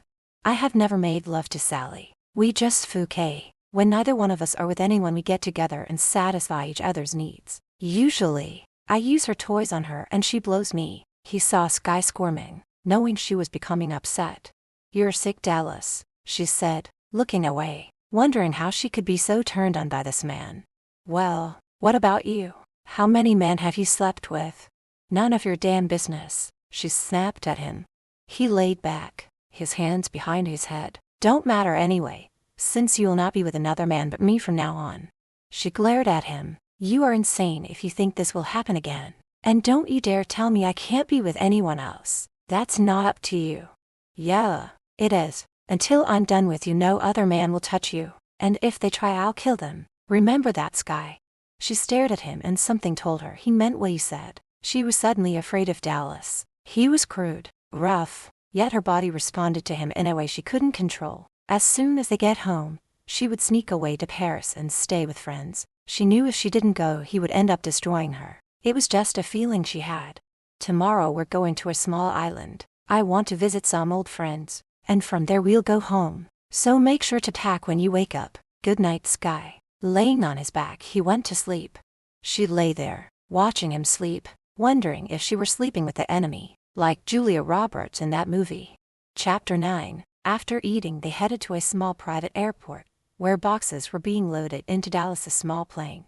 Once in the air, she asked him what was in the boxes. Where we're going, they don't have access to meat and medical supplies. I usually take them canned fruits and veg, soap, toothpaste, among other things. She looked over at Dallas. This was another side of the man that she liked. Gentle, kind and generous, not the hard ass he made himself out to be. That is so kind of you. I know what it's like to go without, to go hungry. Now that I have all this money, I like to help out. They soon landed in a small village, and out of nowhere came a bunch of natives, among them children. He talked to them in Spanish. You speak Spanish? She asked. Yes, my mother was Mexican. She taught me. After the plane was unloaded, Dallas took her hand. Let's go inside. They've made lunch for us. Inside an old shack, an older woman was cooking over a fire. Children were running around, and when a chicken jumped on her lap, she let out a scream. The others laughed. Speaking Spanish, she had no idea what they were saying. Dallas removed the chicken from her lap, laughing. Why are they all staring at me? And what are they saying? Sky asked as she looked around. They've never seen a woman that looks like you, with blonde hair and pale skin. They want to know if you're my woman. Mama, the one cooking says we must have good sex together. Sky blushed. I hope you said no. Now why would I say that? Since she's telling the truth. He smiled. The children gathered around her. There were 6 in total. Smiling at them, she looked at Dallas. What do they want? The little one there wants to sit on your lap. I'll tell them to go away. No, it's okay. Sky smiled at the little girl called Rosie and picked her up onto her knees. He watched as she played with the children. Though they couldn't talk to Sky, they seemed to like her. It was getting late, so the people and their children who were gathered around left to go back to their own huts. Shouldn't we be leaving? Sky asked. Can't leave tonight, he answered. Why not? The fog, it's too thick. We can't fly in it. I wouldn't be able to see anything, Dallas said as he looked out the window. She looked around the tiny room. Where will we sleep? Dallas pointed to a cot in the far corner of the room. She swallowed hard. You expect me to sleep on that? No, we will be sleeping on it, he smirked. There's no way I'm sleeping with you, and certainly not on such a small bed. She snapped at him, giving him a dirty look. What's the problem? We slept together last night. Well, part of the night, he said as he grinned at her. The old man spoke to Dallas and they both laughed when they looked at Sky. What are you both talking about? Sky asked. Papa said you can sleep with him and his wife. Look, there's nowhere else to sleep, so what's it going to be? Looking over at the cot, she sighed deeply. All right, but don't try anything. Dallas turned to the old man. They talked for a minute and then they started laughing. The old man got up and went to his bedroom. Now what? Oh, never mind. I don't want to know. My nightgown is on the plane. Can you get my bag? She asked Dallas. You won't need it. Just undress and get into bed, he said as he starts taking off his shirt. Like hell, I will, she snapped at him. He rolled his eyes at Sky. Do you honestly think I'd try something with Mama and Papa right in the next room? The walls are paper thin. What if I give you my shirt to wear? Well, okay. He removed his shirt and gave it to her, again rolling his eyes when she told him to turn around while she changed and climbed into the cot. Dallas removed his pants and was about to take off the briefs when she barked at him. Don't you dare take those off. Smiling, he got into the cot next to her. She squirmed over to the edge, complaining, this really is too small for both of us. I don't know, Sky. I think it's kind of county. Be more room if I got on top of you. Don't even try it or I'll scream, she said, glaring at him. He only laughed. If you scream, they will only think we're having wild sex. Rolling over on her side, she snapped back. You are so disgusting. They both laid back to back, trying to make the best of their sleeping arrangements. Then all of a sudden, they heard Mama and Papa in the other room having sex. The bed squeaked and Moa's could be heard. Sky pulled the covers over her head, trying not to listen. She could hear Dallas quietly snickering. Sky had trouble sleeping in such a small bed, And it didn't help that she could feel his buns of steel pressed against her own rear. The tiny hairs on his legs tickled her legs. She had nowhere to move to. She was trapped. Skye woke up to find a chicken in bed with her. Dallas was nowhere in sight. She was all alone inside the snack. Using her pillow, she pushed the chicken off the bed, getting up and dressed quickly. As soon as she stepped outside, the children ran over. Taking her hand led her down to the river. She saw Dallas bathing, and he appeared to be nude. When he spotted her, waved for her to join him. "Come on in," he called out. "No, I'll wait till we get home. I hope you know all the women are watching you."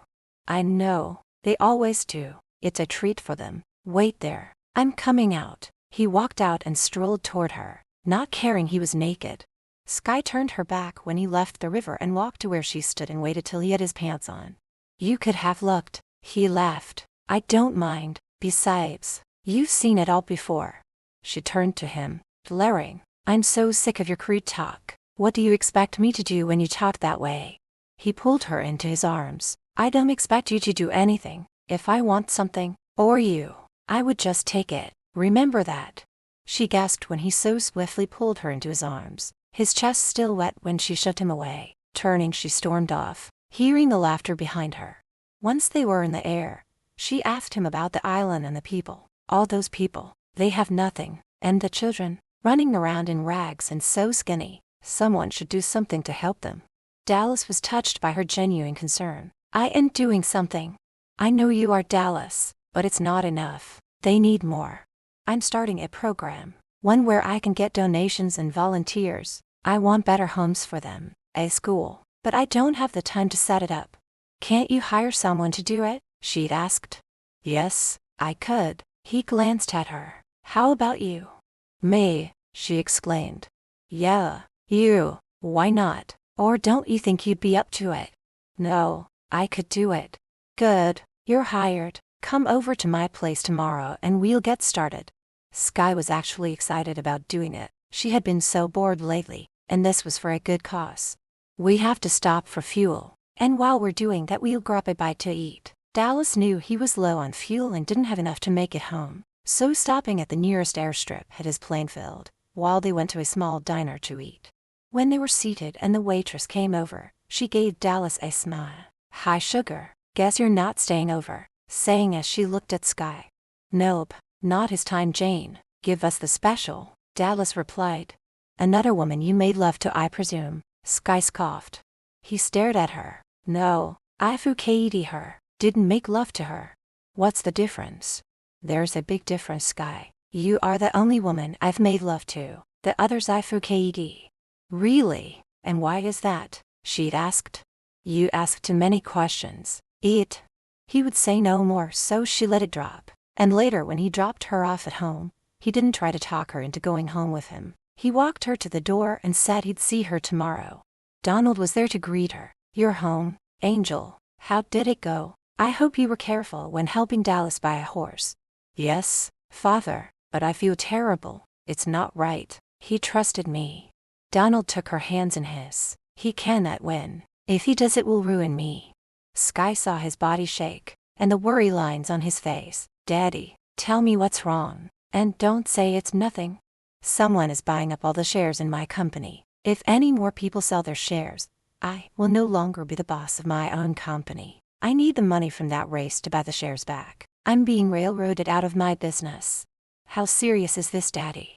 "I could lose everything. My company, my home, my money. We'll be broke. I don't know who's behind this, but I'll find out." Skye went to bed that night, tossing and turning. It didn't make sense. Her father was rich. How could he have lost so much? She had a feeling there was more to the story, but what? Chapter 10. As she approached the door to Dallas's home, Skye was feeling excited about working for the man. It was her first job, and though it was a volunteer job, her adrenaline was pumping. She finally had a purpose, and was doing something that would help the less fortunate. The butler led her into the office, where Dallas was busy working behind his desk. He looked up when she entered. "Skye, good, you're here. I've had a desk put over there for you to work from. Sit and I'll go over a few things with you." She looked over at the desk and swallowed hard. She wasn't expecting to be working here, so close to Dallas. "Oh, I thought I'd be able to work from my place." she said quietly. No, you do it here, where I can keep an eye on things, meaning he'd be able to keep an eye on Sky. She stood before him, her heart pounding in her chest. How could she possibly work so close to this man, who had a way of making her feel things she didn't want to? Sky, his voice, sounding husky and interrupted her thoughts. Sit, and I'll go over a few things with you. Here is a list I started. The first step is to build decent homes for them to live in. From there is school, and educating them on growing food, proper hygiene and so forth. He looked up and smiled. Am I going to fast for you? Her eyes flashed with anger. No, I'm quite capable of following what you are saying. She grabbed a pen and notepad from his desk and started taking notes.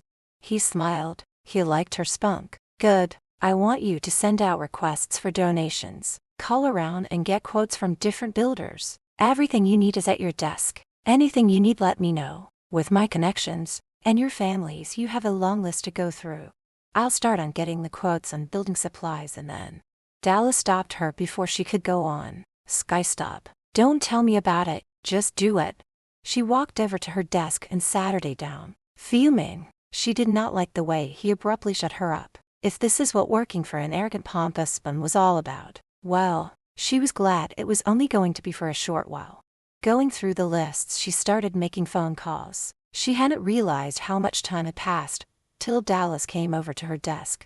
You've been at it for 3 hours now. Let's stop for lunch. Over lunch, she told him all she had accomplished, bubbling with excitement. Very good, Sky. I'm impressed. After lunch, I have to go out for a while, but feel free to stay and carry on. For the next couple of days, Sky threw herself into the project, while Dallas sat at his desk, occasionally looking over at her. She caught him staring. What? She'd asked. You're really enjoying this, aren't you? She smiled. Yes, I am. I did some more research, and what those people need is fresh water. For that, a well would have to be made. I have some quotes if you'd like to see them. I would so bring it here, he ordered. Sky sat the paper down in front of Dallas. Leaning over, she pointed out the best quote. When Sky leaned over his shoulder, he got a whiff of her perfume. Thoughts of her naked body flooded his mind. Then he looked at the quote and almost choked. What the fuck, hey? That's a lot of money. He turned and looked at her. Sky stood up straight. I know, but I was thinking that you could have a party, a fundraiser. People would come from all over for one of your parties. Okay, set one up. Really? You want to have it here?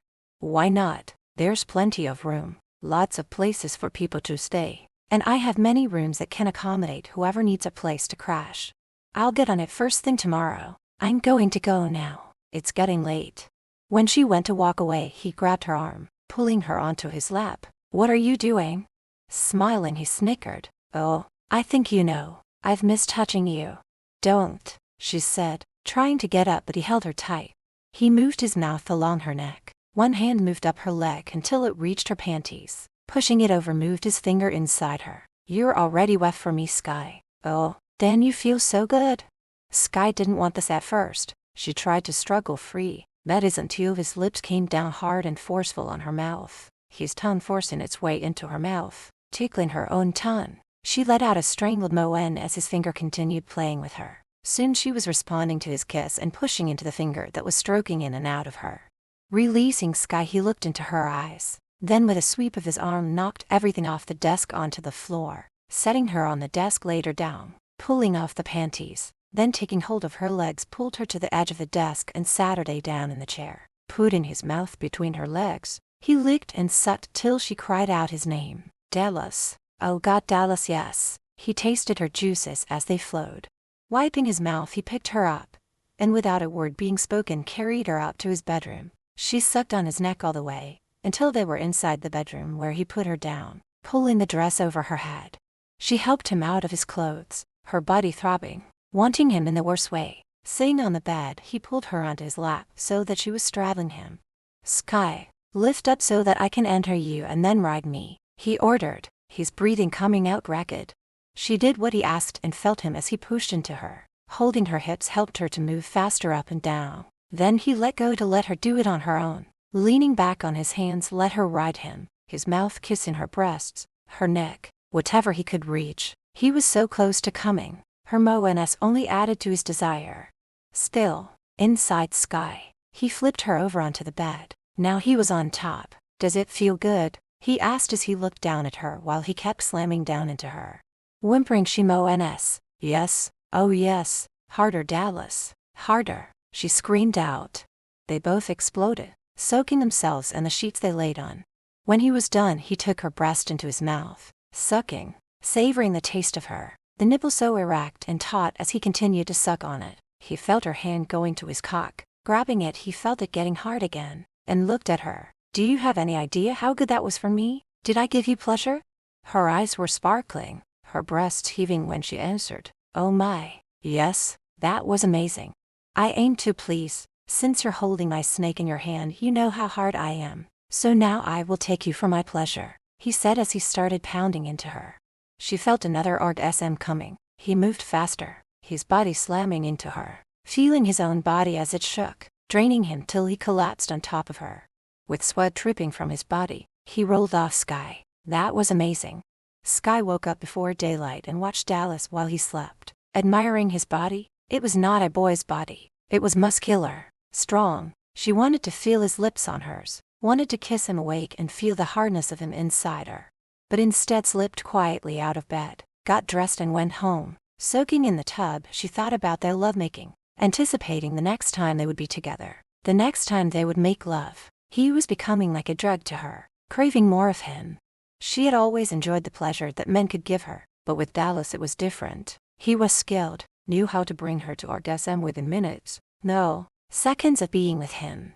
Sky returned to Dallas's home later that afternoon, expecting him to scoop her into his arms, kissing her, but instead, he was cold towards her, tossed some papers at her and told her to get to work. Heartbroken, she went to her desk and got right to work. She couldn't help feeling like a cheap whore. After a while, she went over and stood in front of him, hands on her hips, fire in her eyes. She snapped angrily at him. "Why are you treating me this way? I thought last night meant something. It was amazing, and now you're treating me like dirt." He glared up at Sky. "You really don't know, do you?" "No, I don't." Dallas stood up, kicking his chair away, making her jump back in fear. He grabbed her roughly by the wrists. "Don't you ever leave my bed again when I'm asleep." Sky was shocked and hurt. This was not the man who made passionate love to her, one who held her tenderly in his arms afterward as they went to sleep. "Why are you being like this?" His eyes burned deeply into hers when he snarled, "I'm warning you, Sky. Don't do it again."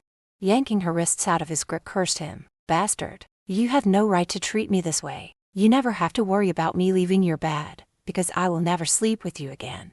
If I want you, I will have you," he answered back. "You arrogant bastard, you'll never have me again. Does this mean you're quitting the project?" Sky hadn't thought about that. She didn't want to give it up. "No, it's a good cause. I'm going to keep doing it." She left his home in a huff. Getting into the car, the tears began falling. She was heartbroken. Just when she started to let her guard down, he stomped all over her heart. Never again would she fall for his charms, or those lips and hands of his, she told herself. Chapter 11. The next day when she arrived at Dallas's home, she was relieved to find out he'd be gone for a couple of days. Sky threw herself into her work, and found she got a lot accomplished while he was away. But when she found out later that her father had invited Dallas for dinner the following night, she was upset. "Why, father? He's going to give me some tips on the stock market. I thought it would be nice to have him over. Isn't it enough that you're tricking him into losing the race? Now you're using him for stock tips. Don't be so naive, Sky. Don't you think he's used people to get where he is today? No, you are to be nice to him when he gets here." Sky Saturday across from Dallas at the dinner table. He kept watching her, making her uncomfortable. She listened as the two men talked business. "Buy those stocks, Donald. You won't be disappointed," Dallas said as his eyes stayed glued on Sky. "Thank you, Dallas. Why don't you and Sky go into the den and pour yourselves a cocktail while I make a couple of calls?" Once alone, Dallas went over, standing close to Sky. "You've been avoiding me ever since I got here." She glared at him, her face turning red from anger. "After the way you treated me the other day, what do you expect?" "I was angry. I expected to find you in my bed when I woke up." "You're a bully," she snapped at him. "I may be, but you know you love the sex. Love what I do to you. he said with a smug look on his face. You're so crude. It's disgusting the way you talk to me. I'm glad I found that out before this went any further. Oh, Sky, we're far from being done. He pulled her into his arms, crushing his lips against hers, his hand moving to her breasts. She shoved him away. I don't ever want you to touch me again. Dallas only smiled, saying nothing when her father walked in. She had to get out of there, away from Dallas. Father, I have a headache. I'm going to bed. She didn't bother saying goodnight to either man. After showering and putting on a satin nightgown, crawled into bed, a book in her hand, getting ready to read when her door opened and in walked Dallas, shutting the door behind him.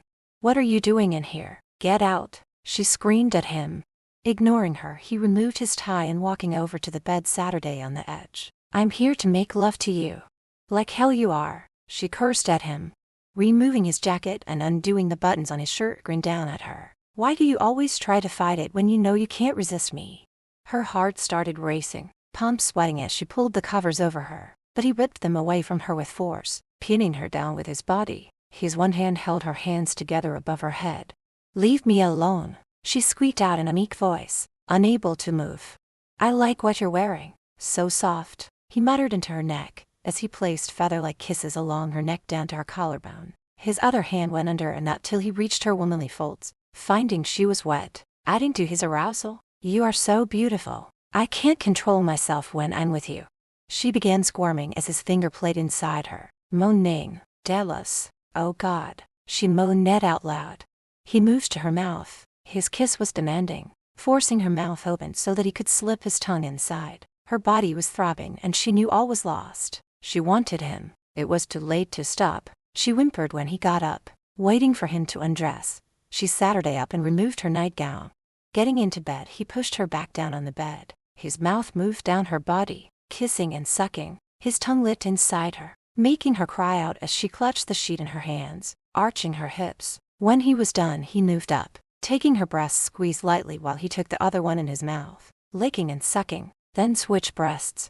She wanted his mouth on hers, so she placed her hands on his face, moving him up to her mouth, kissing him passionately. She moved her hand down, feeling his rigid muscles and abdomen contracting when he entered her. With each thrust she moaned, screaming out his name. He kept pounding in deeper till he could go no further. She knew she was close to coming and wanted him to do it, but he was playing with her, teasing, going fast and then slowing down, only to pick up speed again. She couldn't take it any longer and begged him, sounding needy. Dallas, oh God, take me, now please, I can't take any more. He smiled down at her. You're so hot and tight. I love being inside you. Shut up and fuck me already, she yelled. He gave her what she wanted, pounding into her till he exploded, bringing Sky to a new height of ecstasy, her inner core pulsating. Rolling over onto his side, he pulled her into his arms, stroking her, planting little kisses down her neck to her heaving breasts. Tell me, are you not glad I found your room? Sky sighed. I didn't want this, saying meekly. Yes, you did, so stop lying to yourself. We are good together, Sky. You know that. You are drawn to me as I am to you. You have to go before someone finds out you're here.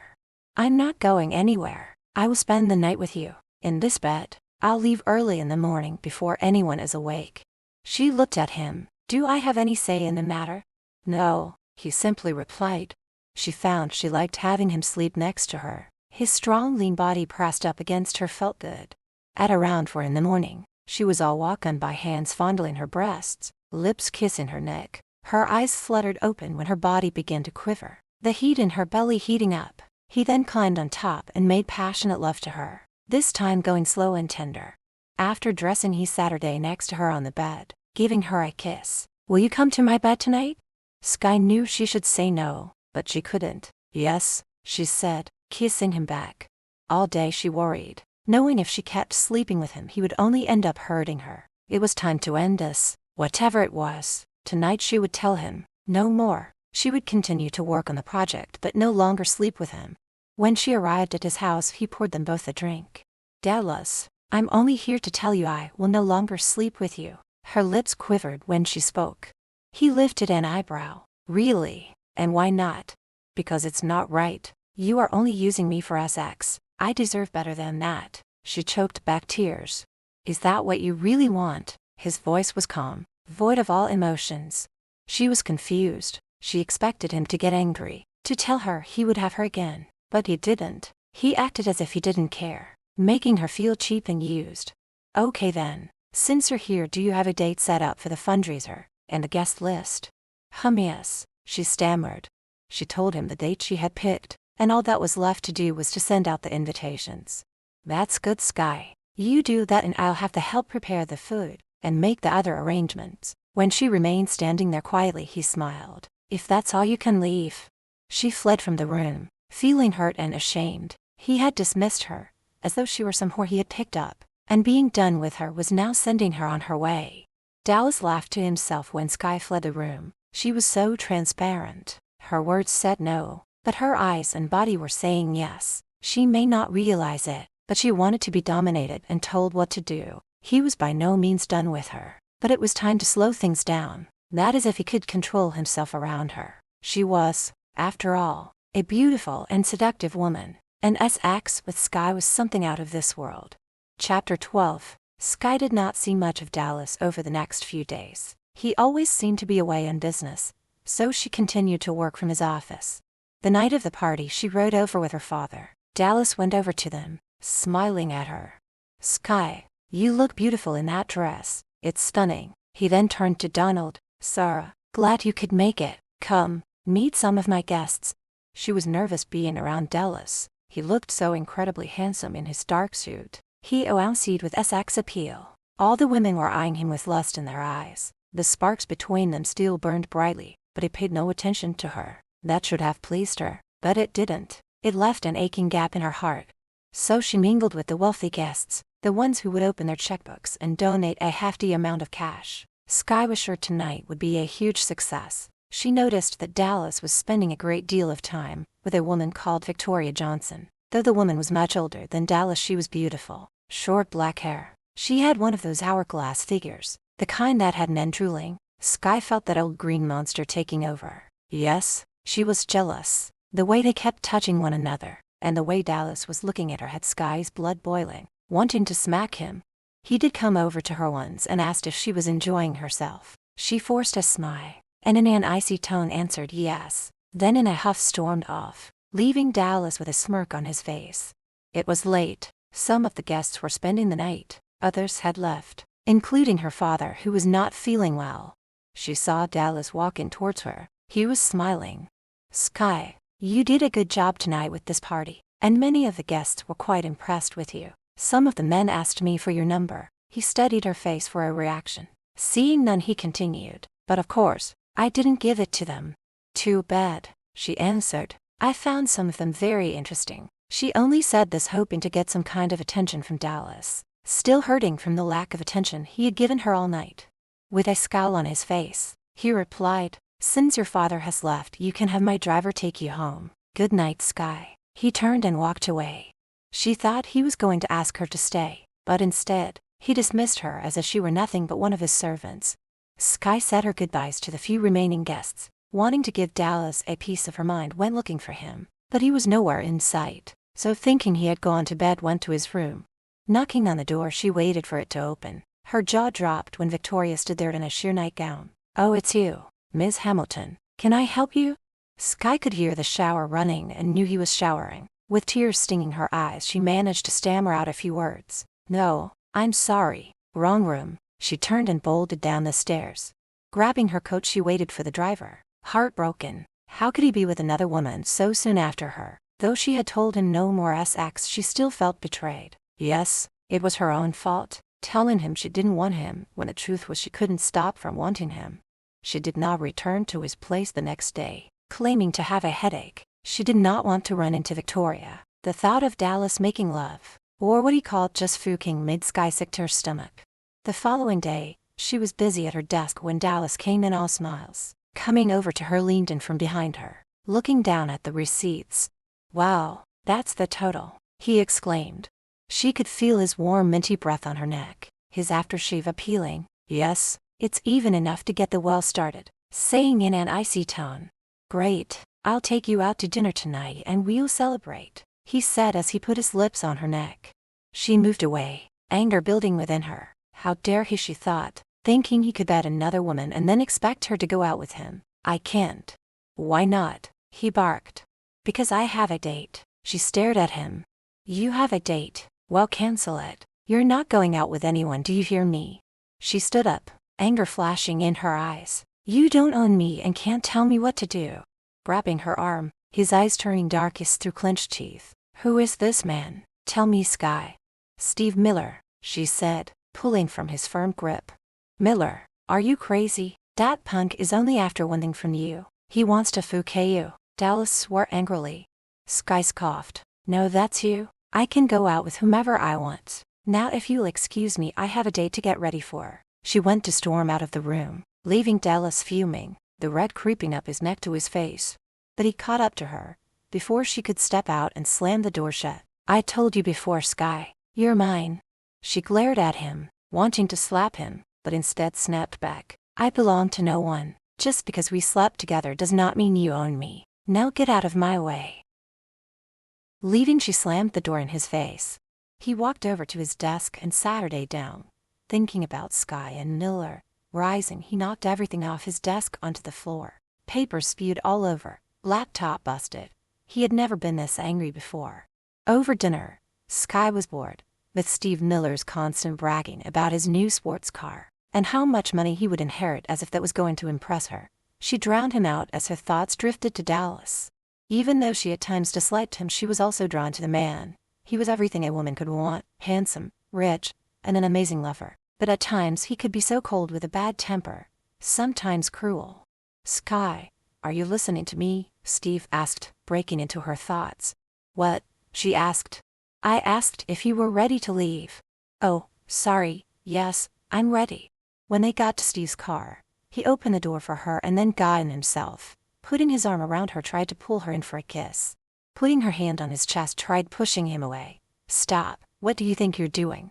He smirked, licking his lips. Come on, Sky. You've been around. It's time to pay me back for dinner. He pulled the zipper down on his pants and smiled. Suck it, baby. She looked at him in horror. You're sick, take me home. Don't play innocent. I know you want it. Now put your fucking head down here and start sucking. She opened the door and getting out started walking, but Steve followed her. Grabbing Sky, slammed her up against the wall. She felt the sharp pain in her head when it made a hard impact on the cement wall, bringing tears to her eyes. You ain't going anywhere, bitch, till I get what I want, he said with his hand around her throat, the other hand moving under her dress. Dallas suddenly appeared and grabbed Steve.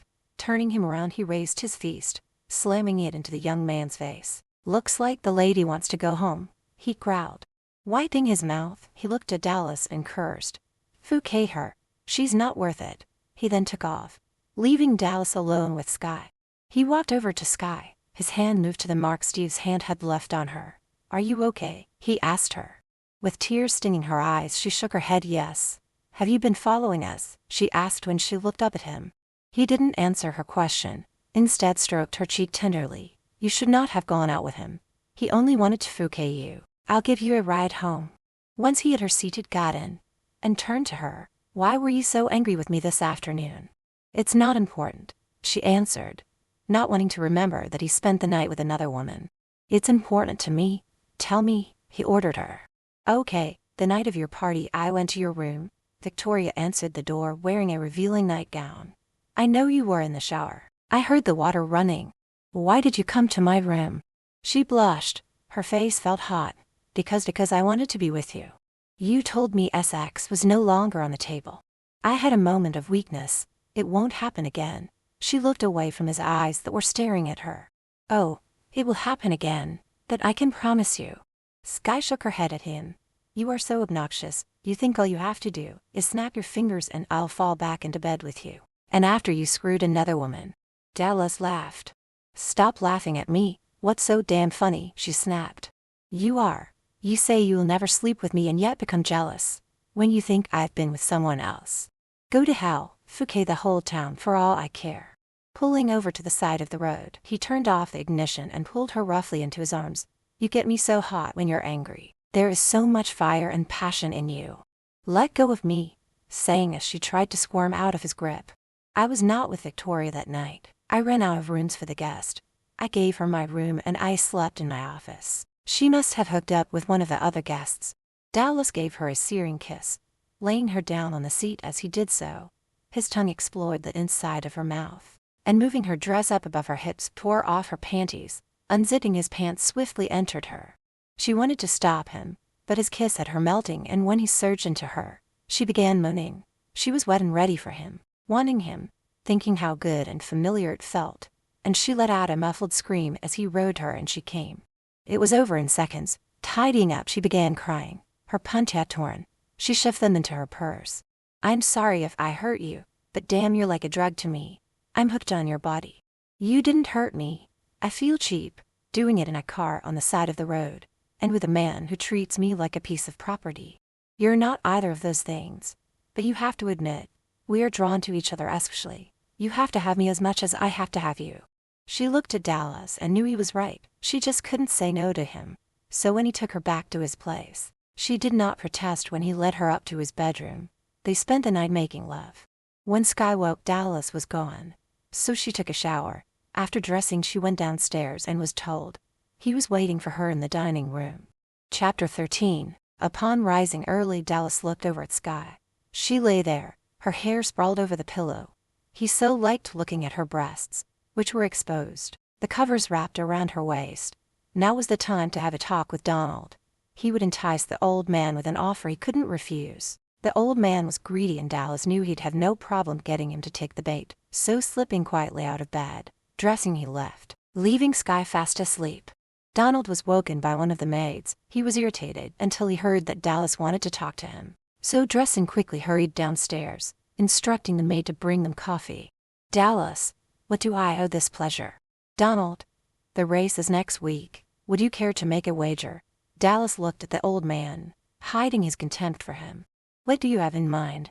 Donald asked as he took a sip of his coffee. "If you win, my home, my plane, my car, and even the horse will be yours." Donald's heart began to pound in his chest. This was too good to be true. He knew he would win, so had no problem making a bet with this young man. "And if you win, what is it you want?" Dallas smiled. "All I want is your shares from your company." Seeing the old man turn pale, he added, "Or Sky." Donald's head snapped towards Dallas. "Sky, you want my daughter." "That's right. You pick Sky or the shares," Dallas said, a grin appearing on his face. Donald, with his greedy mind churning, was so sure he would win the bet. "You got a deal," he said as he shook Dallas's hand. "Good, I'll have my lawyers draw up the papers, and I'll even give you a choice on the day of the race, Sky or the shares. You can decide then. Good day, sir." Dallas drove home, wanting to get back before Sky woke. He was eating breakfast when she came down, wearing the dress from yesterday, and knowing she wasn't wearing any underwear, since he had destroyed them when he made love to her in the car. "I didn't expect to see you up so soon after all that pounding your body took last night. You must be sore." She blushed. Yes, she was sore. He was relentless, taking her in every position known to men. She was worn out, exhausted. The feeling of him inside her was still fresh in her mind. When Sky remained quiet, he chuckled. "Come, eat. Then we'll go out to the stable. Pluto has arrived. I want to check him out." In the stable, Dallas patted Pluto, looking at Sky. "Beautiful, isn't he?" Her conscience was bothering her. "Dallas, maybe you shouldn't enter him in that race." His eyes narrowed when he looked at her, wondering if she would come clean. "And why not?" he asked, watching her facial expressions. "Well, my father's horse never loses. I don't think Pluto can beat him." She turned away, not daring to look him in the eye. "Oh, Sky, tell me you didn't deliberately pick out a horse that couldn't possibly win, or did you?" She suddenly felt frightened when she looked at him. There was something sinister in his eyes. She quickly looked away. No, she stammered. "Of course not." He took her in his arms, kissed her cheek, his face so close to her, said with a fierceness in the way he spoke, "That's good. I told you once before never to cross me. I'd hate to have to punish you." He leaned her up against the wall, putting his hand under her dress, feeling between her thighs and moaning, "I love that you have no panties on. Makes this so much easier." Lifting her dress up over her head, he pulled his pants down, kissing her neck as he entered her. She gasped when he entered her. It happened so quickly she didn't have time to stop him, and she didn't want him to stop. He continued pumping away inside her, lifting her up so that her legs were around his waist.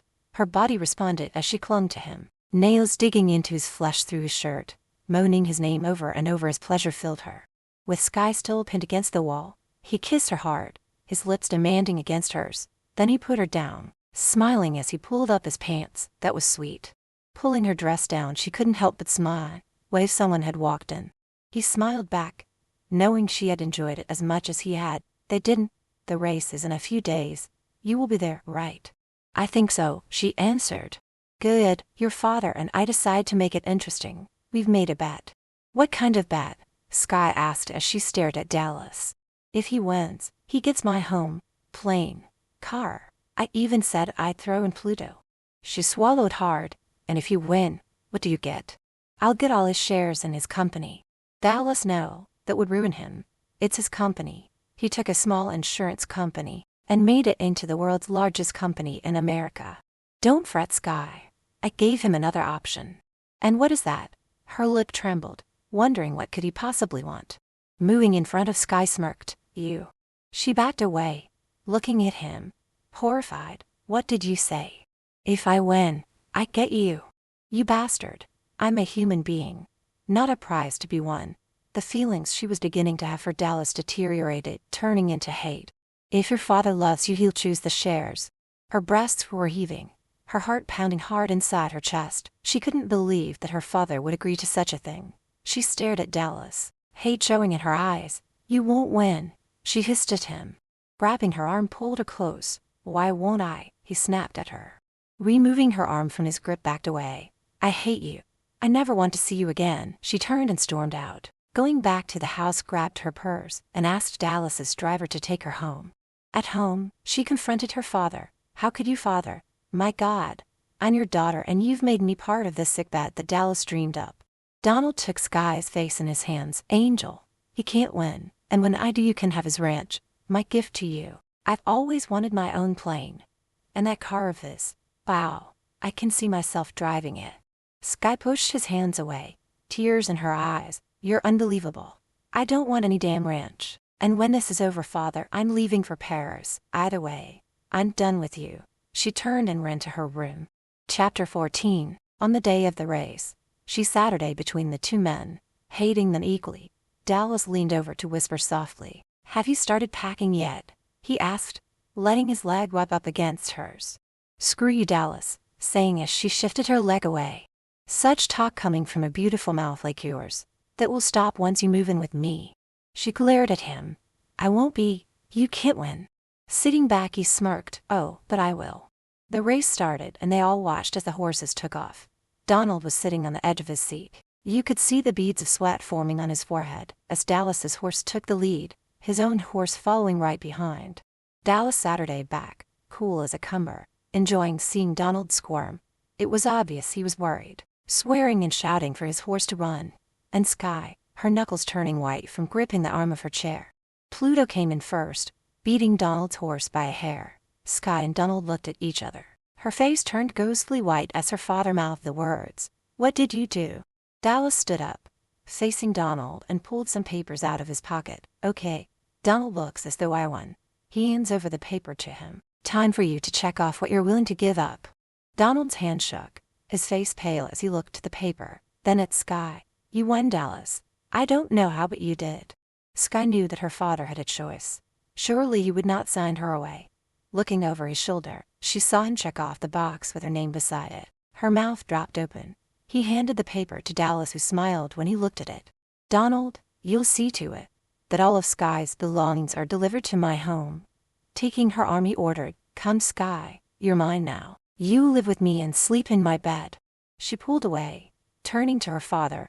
Daddy, you can't do this. Please, tell him no. Tears ran down her face. He took her face in his hands, his own eyes filled with tears. Angel, I'm sorry. I have to. Forgive me. He turned and walked away. Dallas felt bad for Sky. What kind of father chooses money over his own daughter? One he claims to love. Let's go, Sky. Taking her arm once again, she whirled around, facing him. Go to hell. I'm not going anywhere with you. He tightened his grip on her arm.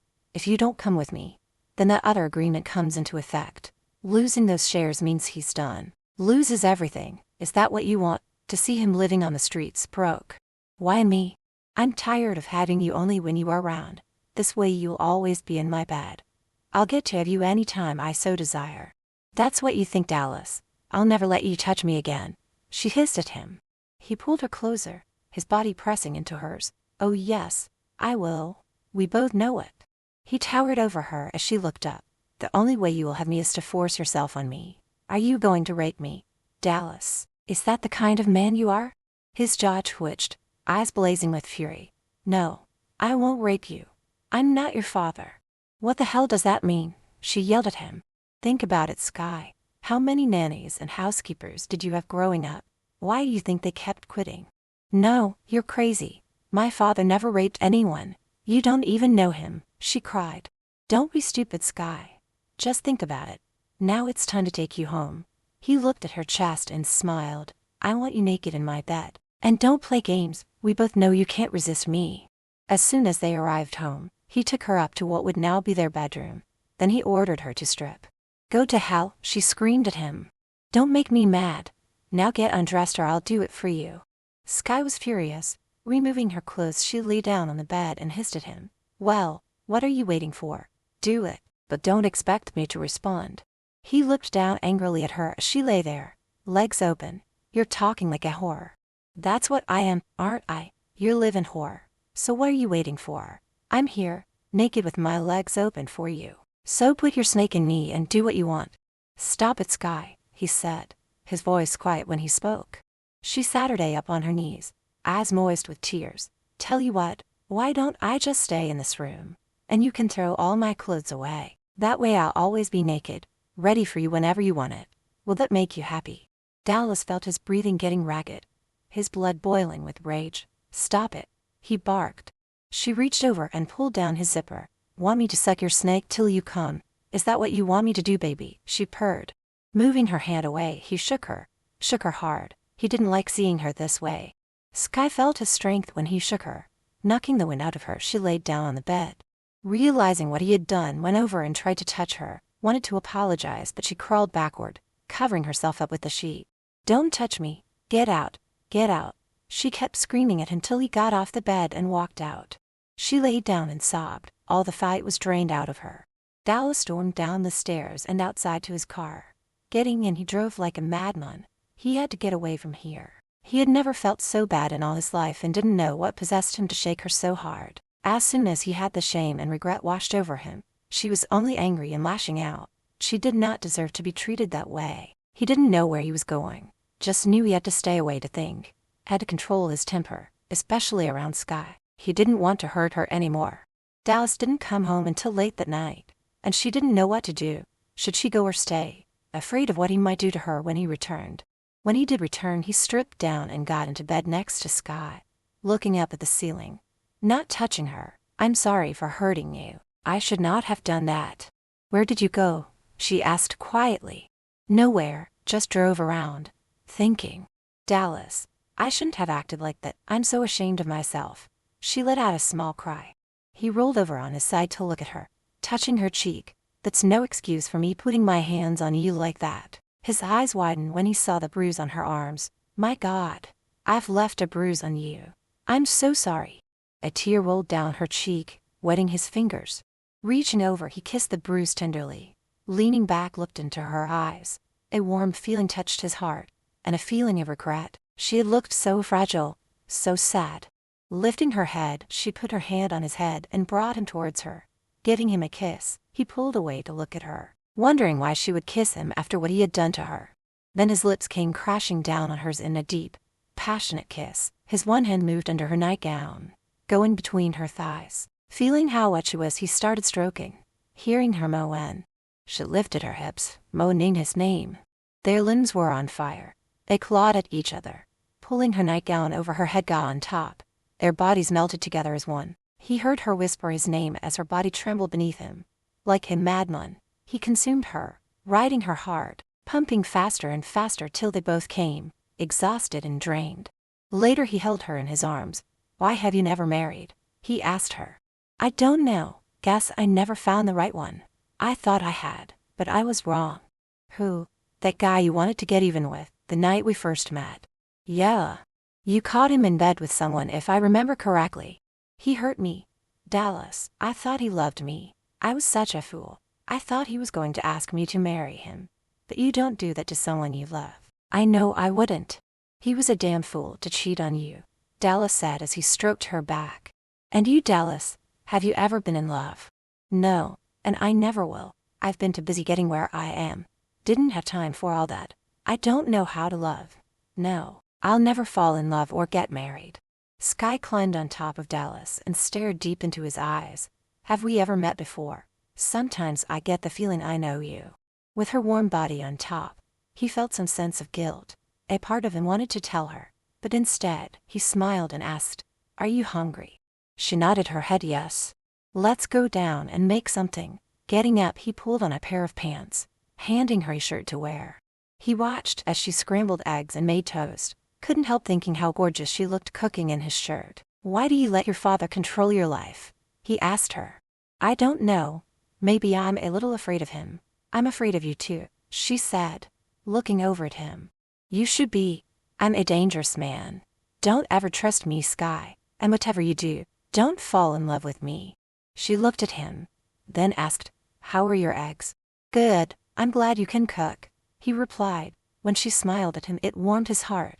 She was so beautiful, he thought. Tomorrow sent out more invites for another party. It's time to start building those homes. Chapter 15. Good morning, Dallas said as he hovered over Sky in bed. Her eyes fluttered open. She felt when the bed moved and he climbed on top. Looking up and seeing him smiling, she smiled back. His hard snake throbbed against her as he leaned down to kiss her. Kissing him back, she instinctively opened her legs, giving him easy access to slide in.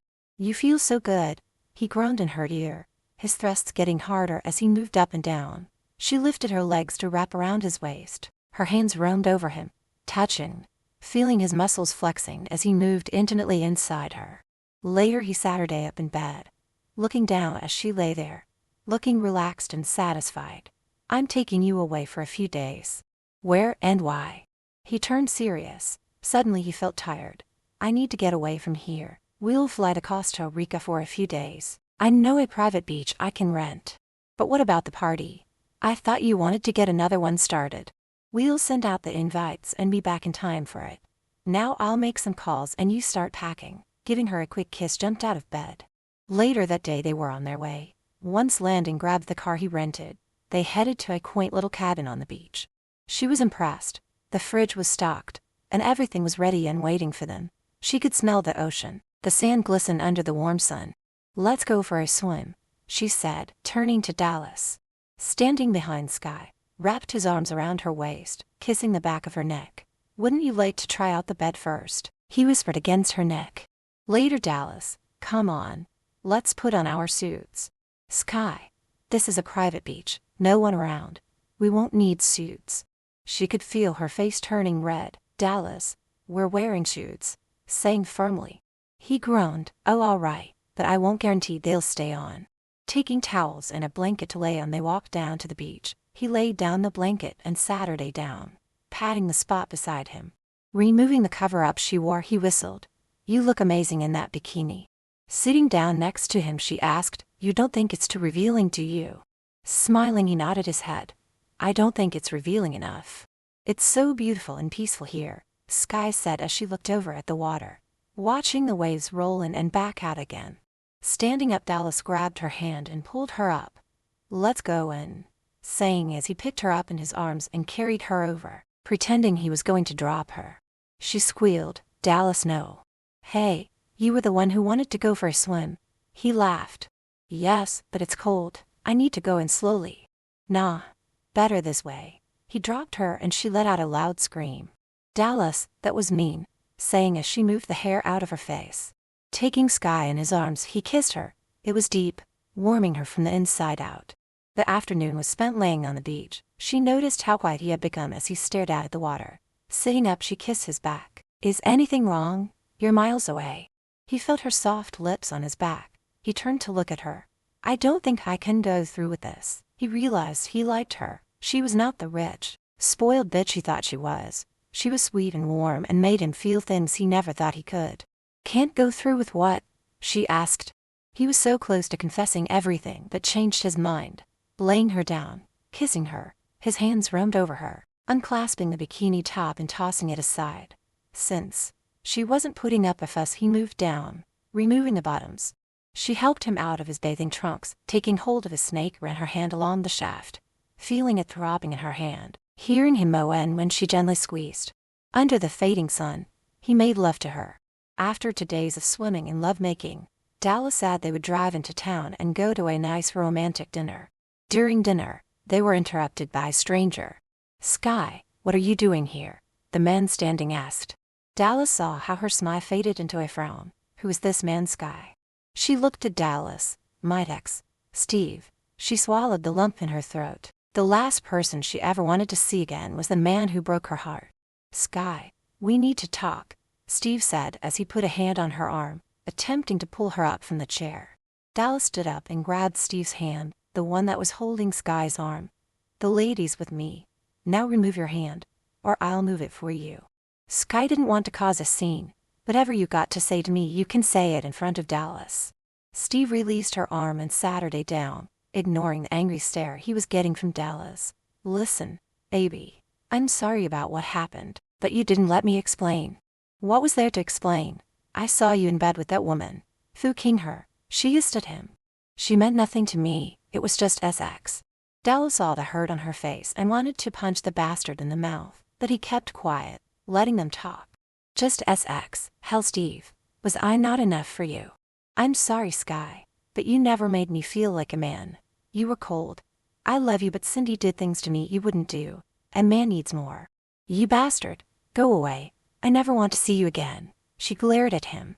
Steve looked at Dallas. "Do you have to be here?" "I'm not leaving, pal, but you are," Dallas said, standing up. He looked back at Sky. "Baby, I want you back." Dallas had heard enough. Grabbing Steve by his collar, pulled him out of the chair. "You heard her. She never wants to see you again." Steve shoved him away. "Why don't we let her say what she wants?" Grabbing Steve, shoved him up against another table, his face in the man's face. "She's with me now. Stay away from her or I'll have to hurt you," shoving him back. "Is that what you want, Sky?" Steve asked, looking at her. She stood up. "Yes, you make me sick." He walked away, swearing at both Sky and Dallas. Seeing how close she was to tears, steered her out of the restaurant, taking her in his arms to comfort her. "Is Steve right, Dallas? Am I cold in bed? Can I not satisfy a man?" He tilted her chin up with the palm of his hand. "You are not cold, and in the SX department. You have no problem there. Surely you must know that from the moans and groans that come from my mouth when we make love, that man is a fool, and I bet he has a tiny snake." Sky laughed. "Thanks, Dallas." She reached up to kiss him, and found herself up against the wall as Dallas kissed her back, his hand moving under an upper dress. He pulled away, panting and breathing heavily. "Shit, we better go back to the cabin before I take you right here." As soon as he opened the door, leaned her up against the wall, removing her dress while she undid the buttons on his shirt. Both naked, he lifted her up. Wrapping her legs around him, he eased himself inside her, taking her wildly where they stood. Her back banged against the wall as he kept pounding into her. When he was done, he carried her to the bedroom, there repeating what he had just finished doing to her. The next couple of days flew by way too quickly for both of them. During the day they swam, took walks, made love. At night they drank wine, cooked, fed each other, and made love. She saw a big change in Dallas. He was a kinder, softer man than the one she knew. She liked this Dallas and knew she could be falling in love with him, but she dared not tell him. He had warned her not to fall for him. He also made it clear that he would never love anyone, including her. Sky hated leaving for home that day, worried that things between her and Dallas would go back to the way it was. Here he was a kind and gentle man, funny, making her laugh, making her feel loved. Chapter 16. On the night of the party, her father showed up. She hadn't invited him. Turning to Dallas, asked why he was here. "What is he doing here?" "I invited him." "But why? You knew I didn't want to see him." The old man lost a bundle in that race. I felt sorry for him. Dallas did not feel sorry for Donald. He hated him, wanted Donald there to see his heart break, when Sky told him how much she despised him.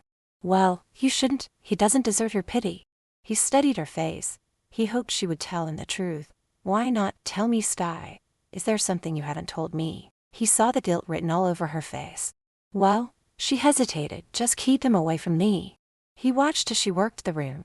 She was charming and had all the men eating out of her hands. Near the end of the night, Donald was able to corner her. "Sky, you've been avoiding me all night. Why?" She looked at him, shaking her head. "Why do you think, Father? My God, I'm your daughter and you sold me to Dallas." "It was just business. Besides, look around. You've done all right. Living in a big fancy house. Living with one of the richest men around." "You're insane," she spat at him. "If anyone should be mad here, it should me, at you. What do you have to be mad at me for? You picked out a horse that beat mine. I trusted you to find one that wouldn't win. I lost half my money that day. Now I have to see if Dallas will give me more stock tips. Hopefully, I can recover some of my losses." She glared angrily at her father. "Father, have you ever raped the help? My nannies are the housekeepers. Where is all this coming from, Sky? Tell me the truth, Father," saying as she raised her voice. Donald's face turned red, his anger rising. "I'm your father. After all I've done for you, don't you dare talk to me in that tone of voice. You did rape them, didn't you? That's why they kept quitting. What if I did? They were nothing but dirty little sluts. They would do anything for a few extra dollars.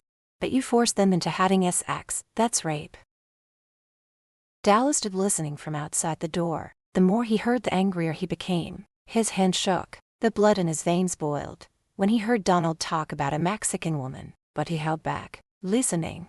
"I remember this one woman, a beautiful Mexican girl, Amanda. She was one hot piece of bum. Did housekeeping, I think. She was a feisty little thing, but she soon came around." "That's disgusting, Father. How could you?" "She was nothing. She didn't matter." Sky stared at the man who she had always looked up to, knowing now he was evil, and she hated him, couldn't bear to look at him. "I hate you, Father. I never want to see you again." Donald was shocked. His voice shook, close to crying. "Angel, please don't say that. I love you. Surely you don't mean that. I only did what I had to do in order to survive. You'll forgive me in time." "No, Father, not this time." She walked out of the room. Dallas hid around the corner. His fury towards the old man deepened, wanted to go in there and kill him with his bare hands, but he had other plans for the old man. Everyone had left and Sky needed to be alone to think. She couldn't do that with Dallas around, so she walked over to the stable. She went over and petted Pluto. She loved horses and this one was beautiful. Then she looked over at the other black horse in the next stall. He looked identical to Pluto, only he had a tiny white mark above his right eye. Then she had a flashback to the day of the race. Dallas's horse that day had the same white mark when it raced. It dawned on her, Pluto did not race that day. She jumped when she heard Dallas behind her. "I see you've met Pluto II. She stared at him in confusion. "I don't understand. I didn't get where I am by being a fool, or by trusting people. The moment you picked out Pluto, I knew you and your father were conning me. I knew he wasn't a winner." He patted Pluto II. "You wanted me to lose that race, so I found an identical horse, another Pluto, but a winner." He turned to stare at her. "I warned you not to cross me." "I'm sorry, Dallas. I didn't want to do it. I feel terrible." "Then why did you do it?" he yelled at her. When she saw the fury in his eyes, she backed up, bumping into the stall gate. The anger and hate in his eyes scared her to death. She had never seen anyone this mad before. "I don't know, because he's my father." She started trembling when he walked towards her. "You will pay for betraying me, Sky." She raised her hands up, protecting her face. "Please don't hit me," she cried. He grabbed her, pulling her close. "I will never hit you," he said as he kissed her, his hand unzipping her dress, letting it fall to the ground. She stood in only her panties, trembling from fear as he removed his clothes. Then he pulled her close and brought her down onto a bed of straw. "Dallas, not here," she cried out. He was too full of anger and hate for Donald that he ignored her. His mouth devoured her and he soon felt her melting, getting in as she moaned softly, calling out his name, as his touch set her inner core aflame with heated desire. It was then he knew he could have her. She wrapped her arms around his neck, pressing upwards, wanting him, tearing off the silk panties. He entered her, putting all his pent-up anger and frustration into pounding his snake into her. Not realizing how rough he was being, it was over in minutes and he stood up and dressed, not looking at her. Sky's face was streaked with makeup from crying. Feeling humiliated and dirty, she put her dress back on, sobbing quietly. She stood there, waiting, not knowing what to do. He made love with so much passion and now had turned cold. "Go into the house, Sky. Go to bed," he barked. He was too full of hate and anger to know the damage he was doing to her self-esteem. She slipped past him, and without turning to look at him she asked if he was coming. "I'll be in soon. Go. I need to be alone for a while." He couldn't look at her after what he had done. What was he thinking taking her like that in a cold stable? That wasn't making love. It was fucking. He never wanted to treat her that way and he felt like how. But all he could see was his own anger and needed to lash out. And poor Sky was there at the wrong time. It was Donald he wanted to hurt, not Sky. Sky ran to the bedroom, went into the bathroom and ran the shower. She needed to wash the feel of his body off her. Her tears fell, mixing with the water as it flowed over her. In Costa Rica, he was so relaxed and seemed happy. And he was a gentle and loving lover, taking his time, tending to her every need. This time, it was cold and rough. Drying off, she threw on a nightgown and crawled into bed, her body sore and aching. And when she heard the bedroom door opening, she closed her eyes, pretending to be asleep. She could feel his eyes burning into the back of her head, then felt his hand on her back, rubbing tenderly, and he spoke so quietly she could barely hear him. "I'm sorry. I never meant to do what I did." She didn't stir, her emotions all over the place. She thought she was falling in love with him, and now she hated him. Or did she? Sky no longer knew what to think or what to feel. It felt as though she had just fallen asleep when she woke to the morning sun shining through the window, and she saw Dallas sitting in the chair, watching her. He got up and sat her next to her on the bed. "About last night." He looked down at her. "I can't tell you how sorry I am. I treated you horribly." She lay there, turning her head away, not wanting to look at him. "Forget it." He took her chin, turning her so that she had to look at him. "Sky, I really am sorry. I will make it up to you. I was angry with your father and took it out on you." "Why were you mad at him? What did he do to you?" "That's not important. What is important is that I'm sorry." Glaring at him, she moved her chin from his grip. "Okay, so you're sorry. Am I supposed to forgive you for what you did to me? You didn't make love to me in the stable. You fucked me, and it was too rough." He lowered his head in shame. "You're right, and I'll make things better between us. I hope in time you will forgive me." Over breakfast, he informed her they were going to New York for a few days. "Why do I have to go?" she asked. "I'm meeting with some of the people who couldn't make it to the fundraiser. You're good with people, and they're more likely to open up their checkbooks for you. I need you there. It's for the project. Will you leave later this afternoon?"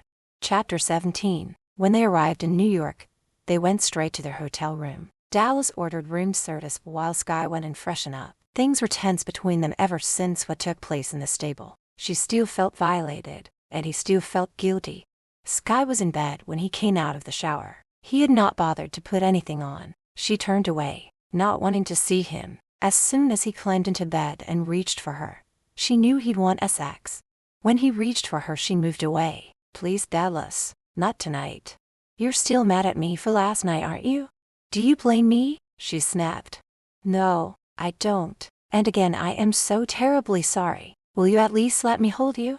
She looked at him. He did look sincere, and even a little bit lonely. Her heart melted. He looked so sad and lost. She moved over, letting him put his arm around her as she rested her head on Dallas's chest, feeling his heart beating.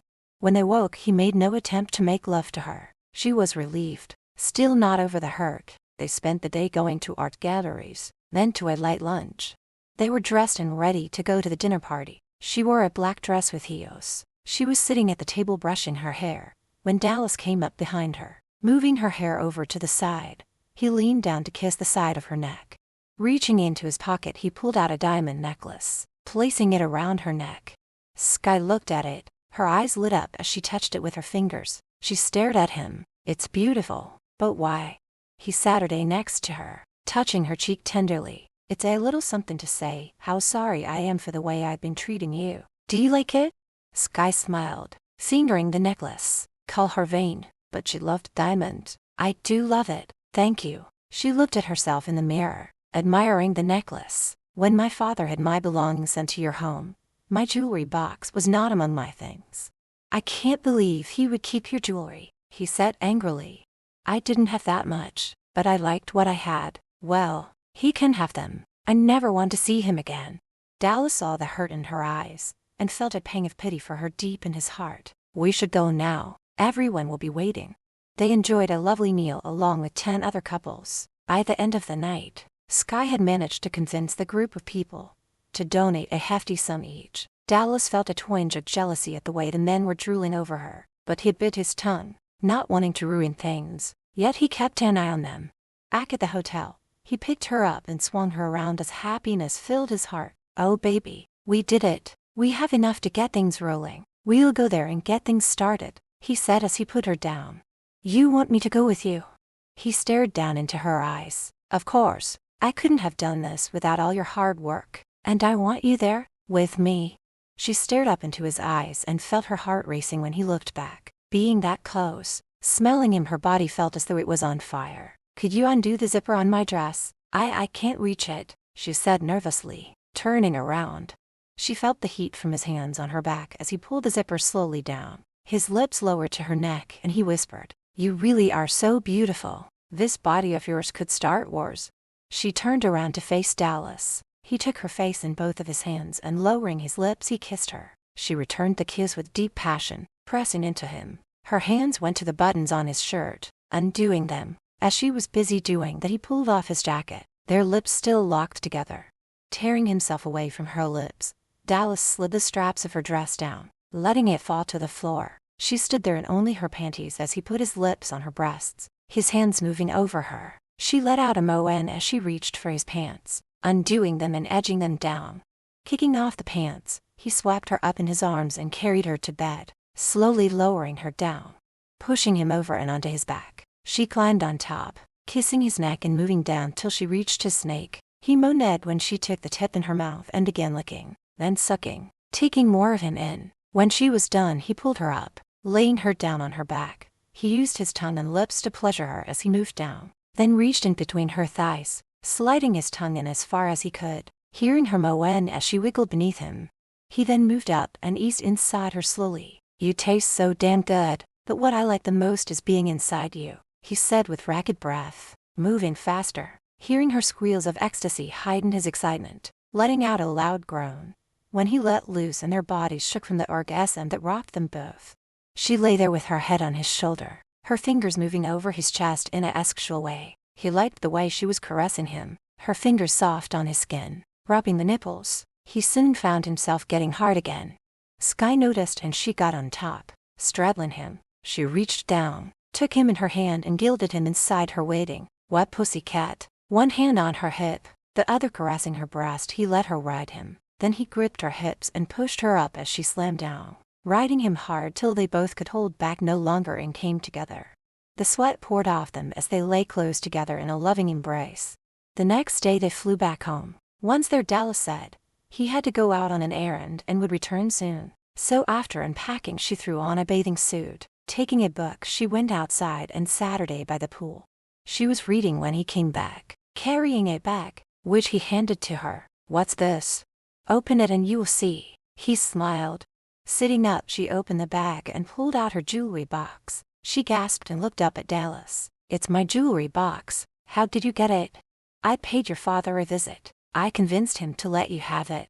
Jumping up, she hugged Dallas. "Thank you. You don't know how much this means to me. A lot of it belonged to my mother. It's all I have of her." A tear slid down her face. "I never knew her. She died giving birth to me."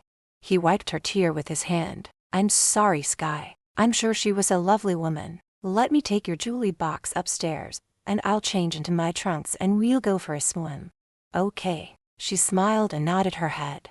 He came back and they went swimming, and they ended up making out, almost getting caught when the maid brought out drinks and snacks for them. For the first time in his life, Dallas felt happy, forgetting about his plan to destroy Sky and her father. He no longer wanted to hurt her, but Donald was another story. He would still pay. The following week, they flew in his plane and headed to the village where they were starting the project, planning on staying for a couple of weeks, seeing to it that things went as planned. "Do we have to stay in Mama and Papa's shack?" she asked, her fingers crossed that he would say no. He laughed, remembering the last time they were there. "No, we'll have our own tent." Sky smiled. There was something different about Dallas when he was away from his ranch. He was kinder, more gentle, less angry and bitter. He knew she was excited about seeing the children, and he looked at her funny when she insisted he stop. so that they could buy candy and chocolate bars for the kids. She also picked out shirts and shorts, all sizes and color, wiping out the store. Chapter 18. When they landed, the children ran to Sky right off. She bent down to hug each one, handing out the clothing and treats. While he was busy talking to the volunteers, Sky talked to the children. He kept looking over at her. She looked so happy. She was not your typical spoiled rich snob. She was a warm and kind person, with a heart of gold, and adored the children. That first day was spent going over the plans. There were over a couple dozen volunteers, mostly men.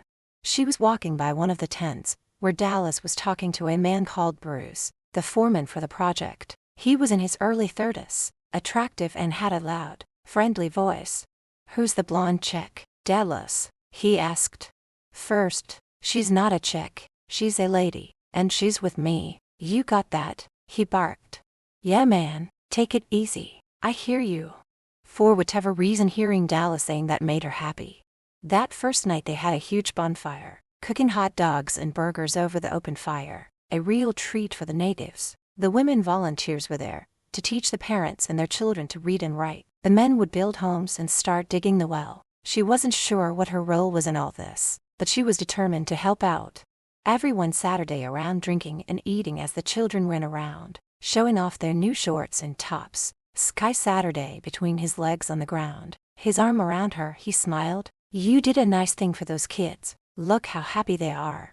Lifting her head up, she looked at him. "This is only the beginning. You still have to keep the donations coming in." "I know, it's going to take a few years till everything is where it should be," he said, leaning over and giving her a kiss. The children had gone off to bed. Many of the grown-ups also left for the night. Dallas kissed her cheek. "It's late. Let's get some sleep." He took her hand and held it as they headed to their tent. It was the first time he had ever held her hand when they went somewhere. It felt nice and she liked it. Sky woke up the next morning, smiling as she stretched, looking forward to starting the day. Dallas had already risen and was busy at work. She watched him as he gave instructions to the volunteers. His muscles flexed when he picked up the lumber and began the building process. When he noticed Sky, he smiled and waved her over. She liked seeing him this way, all happy and smiling, so different from when he was back at the ranch where he seemed so angry and bitter. "Dallas, what can I do to help?" He looked down from the ladder, giving her a big smile. "There's nothing for you to do. Why don't you go play with the kids?" Frowning, she snapped back, "No, I'm here to help, not to play." "Sky, I don't have time for this right now." She became angry, raising her voice loud enough that the others could hear. "Damn you, Dallas, I'm not a babysitter." She turned and stormed off, heading back to their tent. The men working next to Dallas started making fun. "Looks like you're in the doghouse, boss," saying as they left. Climbing down the ladder, he went after her, confronting her. "What's your problem?" he snapped. "You treat me like a fragile doll. I thought you wanted me to help." "Honey, you aren't cut out for this kind of work." Taking her hand, he kissed it. "We wouldn't want you to break any of these lovely long nails now, would we?" Pulling her hand away, she walked over to her bag and pulled out a pair of nail clippers and gave him an icy stare. "If it's my nails you're worried about, then I'll get rid of them." "What are you doing, Sky?" he asked as he watched her clip her fingernails. She glared angrily at him. "Exactly what it looks like. Getting rid of them. Maybe now you'll stop treating me like a child and let me help." Chuckling, he walked over to her, taking her chin in his hand. "You are one determined woman. Okay, if you want to help, then I'll find something for you to do." Flinging her arms around his neck, she jumped in anticipation. "Thank you." She then showed him thanks by kissing him. A big mistake on her part, as he became aroused when she pressed against him. Laying her down, he started fondling her, his mouth going to her neck, slowly removing her clothes. An hour later, he returned to the work site. Her job was to fetch supplies for the workers, hammers, nails, and whatever they needed. It would save them time if they didn't have to stop work to get it themselves. She even got refreshments for the workers. When she handed Bruce his drink, he smiled and thanked her. "Thanks, miss," he said as he took the cold drink she handed to him. "Please, call me Sky." "Sky, that's an unusual name." She smiled. "Yeah, I know. I get that a lot." "Well, I like it. It fits you. So, you and Dallas are a couple, right?" She didn't know how to answer that. Not sure what they were. Yes, I guess we are. Too bad, he said, handing her his empty glass. Taking the glass, she walked away. Bruce was very handsome, but she was not interested in him and felt as though he was flirting with her, so she decided to walk away, ignoring his comment. Later that night in the tent, she noticed how Dallas was trying to rub his shoulders, complaining they hurt. Getting on her knees behind him on the cot, she started massaging his shoulders. She rubbed the contours of his muscular shoulders and back. Not an ounce of fat on him. His skin felt silky smooth. She couldn't help getting turned on. She loved the feel of him. Oh God, that feels so good, he moaned. The feel of her soft hands, rubbing and digging into his sore muscles, got him excited. His member jumping to life. Get undressed, Sky, he said as he looked over his shoulders at her. But it's so late. Turning around, he laid her down, smiling. I don't care how late it is. When I want you, I'll have you. I think you want me too. Okay, so she did want him. She couldn't resist him when he moved his hands skillfully over her body, removing her clothing, one piece at a time. She felt that familiar throbbing deep inside her core. It didn't escape Dallas, the way all the men kept checking Sky out. Bruce, in particular, seemed to be getting a little too friendly with her. He knew he'd have to keep a close eye on her, for her protection. As the days passed, she noticed how Dallas kept watching her whenever she was talking to another man. It was as if he were jealous. Whenever Dallas was busy and out of sight, Bruce would hang around Sky. He never made a pass or anything, but he would say things to make her laugh. There seemed to be so much sadness and poverty here that it felt good to laugh. Made it all seem more bearable. Dallas saw the way Sky and Bruce were always laughing and talking, so he confronted her one night inside their tent. I don't want you hanging around Bruce anymore. Excuse me, she said as she gave him a dirty look. You heard me, he said as he removed his shirt. He's getting too friendly with you. We aren't doing anything wrong. Bruce makes me laugh. What else does he do for you? He threw his shirt across the tent in anger. Just stop it, Dallas. You're behaving crazy. There's nothing going on. We aren't doing anything wrong. And I'll make sure you don't. What does that mean? She asked. Suddenly she felt frightened. Removing his jeans pulled her up against him, and removing her clothes made love to her. He made love to her every night and morning after that day, sometimes even through the day. She complained when he brought her into the tent throughout the day, saying she was sure everyone knew what they were doing and that it was embarrassing. He sounded heartless when he answered back. The way I figure it is, if I wear you out, then you'll be too tired to fouquet anyone else. She was shocked by what he had just confessed to her. Until a couple of days ago he had been so sweet and loving, but lately, he was turning back into the bastard he was when they were back home. A week later he took her into the tent during the day. Before he could make his move, she broke down crying. You can't keep doing this to me. You're making me feel cheap, and I'm so worn out. Yeah, well that's what I'm going for. If you're too tired you won't fouquet around. Dallas, I don't want anyone else but you, and I'm sore. You don't make love to me anymore. It's just sex now. It's fast. No emotion. No tenderness. When he saw her crying, he felt sick. Sitting next to her, he touched her cheek lovingly. You're right. I've been a horrible lover to you. Maybe I am jealous about all the attention Bruce has been giving you. I see the way he makes you laugh when all I've done is make you sad. I don't want him. He just makes me laugh. I'm sorry, Sky. We don't have to have sex anymore. I do want you, but I want the man who took his time. The man who made tender, passionate love. I miss that man. Don't fouquet me. Make love to me. Now. So Dallas gave her what she wanted, which was what he also wanted. A tremor ran through his body when she clamped down, trying to capture him, to draw him inside. They lay side by side afterward, exhausted. We better get out there before they notice we're gone. Promise me something, Sky. What? She asked. If you must be around Bruce, then make sure there are others around. Please don't go off anywhere alone with him. Okay, I promise, she said as she gave him a kiss before getting up and dressing. Chapter 19. Dallas still didn't like that Bruce was hanging around Sky, but she kept her promise. There were always people around them, so he was able to relax and keep his mind on the project. A week later, she was down by the river washing up when Bruce showed up. She jumped up, wondering how long he had been there. Bruce, how long have been here? She eyed him suspiciously.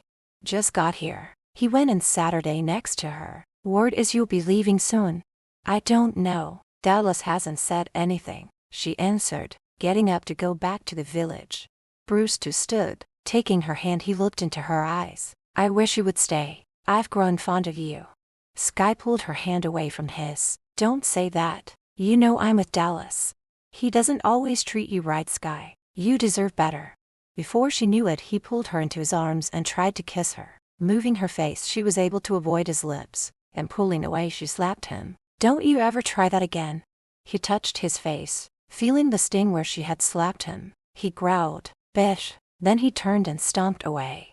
She sat down on the ground, trembling. She thought he was a nice guy, but he turned out to be a pig. Her only friend here, besides Dallas, was Bruce, or so she thought. Should she tell Dallas, or keep quiet? He had a bad temper, and if she were to tell him, he might do something stupid. No, she would keep quiet and avoid Bruce from now on.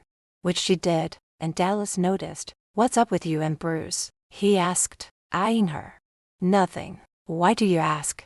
Come on, Sky. I'm not stupid. Did something happen? She knew there was no point in lying to him. The other day he tried to kiss me. What? He roared. Storming out of the tent, he headed over to Bruce's tent. Sky chased after him and, catching up, stood in his way, her hands on his chest, stopping him. Let it go, Dallas. He just tried to kiss me, that's all. He stopped when I told him never to do it again. Please, don't do anything. He's good at his job and the project needs him. Dallas was breathing hard. His hands were rolled into fists. He looked down into her eyes, which were pleading with him. Okay, I won't do anything this time, but if he tries it again, I'll kill him. The next day, he told Sky they were heading back home. Why do you want to leave so soon? If this has anything to do with Bruce, I told you nothing happened. I'm not interested in him. He took her in his arms. I still want to beat the shit out of him, but that's not why we're going back. We've done enough here. The others can take over. I have meetings to go to and we still need to raise more money. We can come back from time to time to check on things. We will be leaving tomorrow, so say your goodbyes. They were both glad to be home, looking forward to sleeping in a soft bed and taking a nice hot shower. I'm going to take a nice long hot shower, and then stretch out on a soft bed. My body is aching from sleeping on the ground. He gave her a sigh grin. Mind if I join you? I was hoping you'd want to. She giggled and raced him to the bathroom. Once done in the shower, he wasted no time in getting Sky into bed. His lips were warm, mouth hot as he moved down her body, reaching in between her thighs. His mouth parted the plump swollen lips that were slick and moist, and she gasped, squirming and rocking against him. He moved up and consumed her lips in a passionate kiss as he pushed inside her. Hearing her moan his name, he took her hard, their bodies melting together as one, each feeling the ripple of their orgasm. He let out a loud groan when he rolled off Sky and onto his side. Oh God, that was amazing. I miss doing it in bed instead of on a cot. Me too, she purred as she snuggled into his arms. They went to sleep, and for the first time in weeks, they had a good night's sleep as they stretched out on the large bed. Coming out of the bathroom, she heard him talking on the phone. Once done, he hung up, looking at her. She knew he was annoyed by the way his jaw twitched. Is anything wrong? She asked him. That was your father. He wants us to come over for dinner tonight. I hope you told him no. I said we would be there, he answered back. Sky felt the pounding start behind her eyes. A headache was coming. Don't I have a say in anything?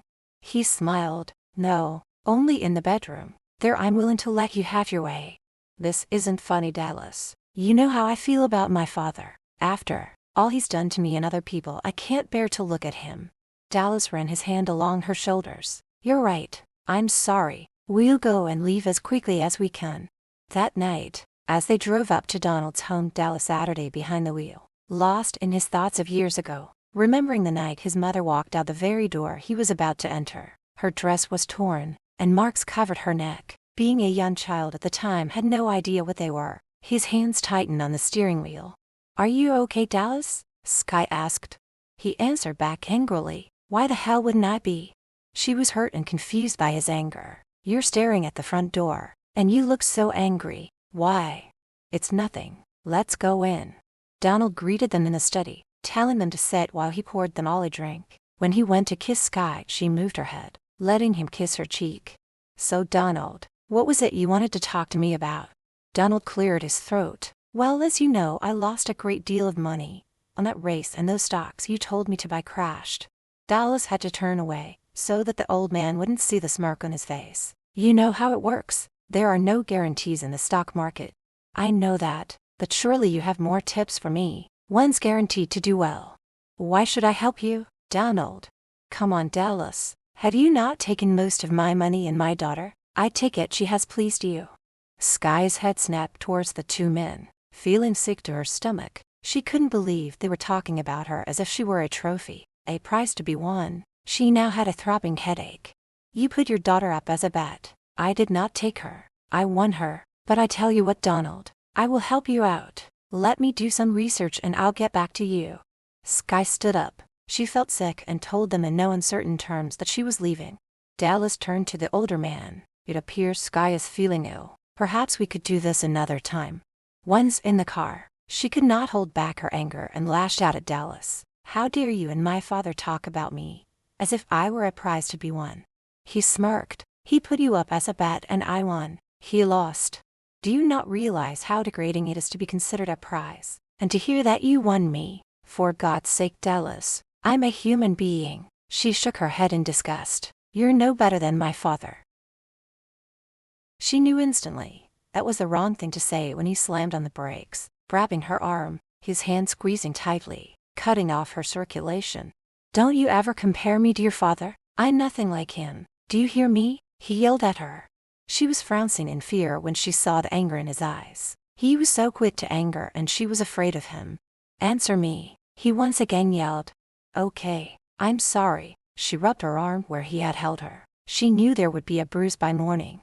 Letting Sky go, he started the car. He lost his temper when she accused him of being just like her father. And the way he was treating her, it did seem that way. The last thing he wanted was to end up like Donald Hamilton. He would have to speed up his plan to destroy Donald and get Sky out of his life before he grew too close to her. He already, at times, found himself getting too attached to her. Dallas didn't make any attempt to make love to her since she wasn't feeling well. He watched her sleep. She looked different. She looked beaten and defeated. What her father had done to her, and his own treatment towards her, had finally taken its toll on her. But there was no turning back from his plan. Chapter 20. When Dallas woke up next to Sky, smelling her spicy feminine scent, he became aroused. Slipping his hand between her legs, she opened her eyes. She said nothing as he climbed on top, running his lips down her neck, doing to her what she had always enjoyed. Though she responded with as much passion as always, she felt a sense of loneliness and sadness, that the two men she cared about treated her like she was a piece of property. Afterward, Dallas looked over at her. She lay on her back looking up at the ceiling. Her eyes were glazed over. She looked so pale. Is there something wrong? Did I not satisfy you? She looked at him, her eyes dull. No, it was amazing. I'm just tired. I'm going to stay in bed for a while longer. Dallas Saturday on the edge of the bed. He had wanted to break her, and it seemed as if it was working. The light had gone out of her eyes. He had thought that would have made him happy, but it didn't. Instead, he felt regret. It was her father he really wanted to hurt. All right, you stay here and rest. I have to go into town. Is there anything I can bring you back? She smiled, a weak smile. No. After he was gone, she lay in bed, tears falling from her bloodshot eyes. She couldn't help feeling as though her life was falling apart. How did she get to this point in her life, where she was a pawn into men's lives? She was trapped with a man who only wanted her body, but for how long? And how would he react when he finds out she is carrying his baby? Sky's fear of Dallas and his temper kept her from telling him. Returning home carrying roses, he found her still curled up in bed, putting the flowers on the nightstand. He Saturday on the bed, next to Sky. Seeing the flowers, she smiled. Did you get this for me?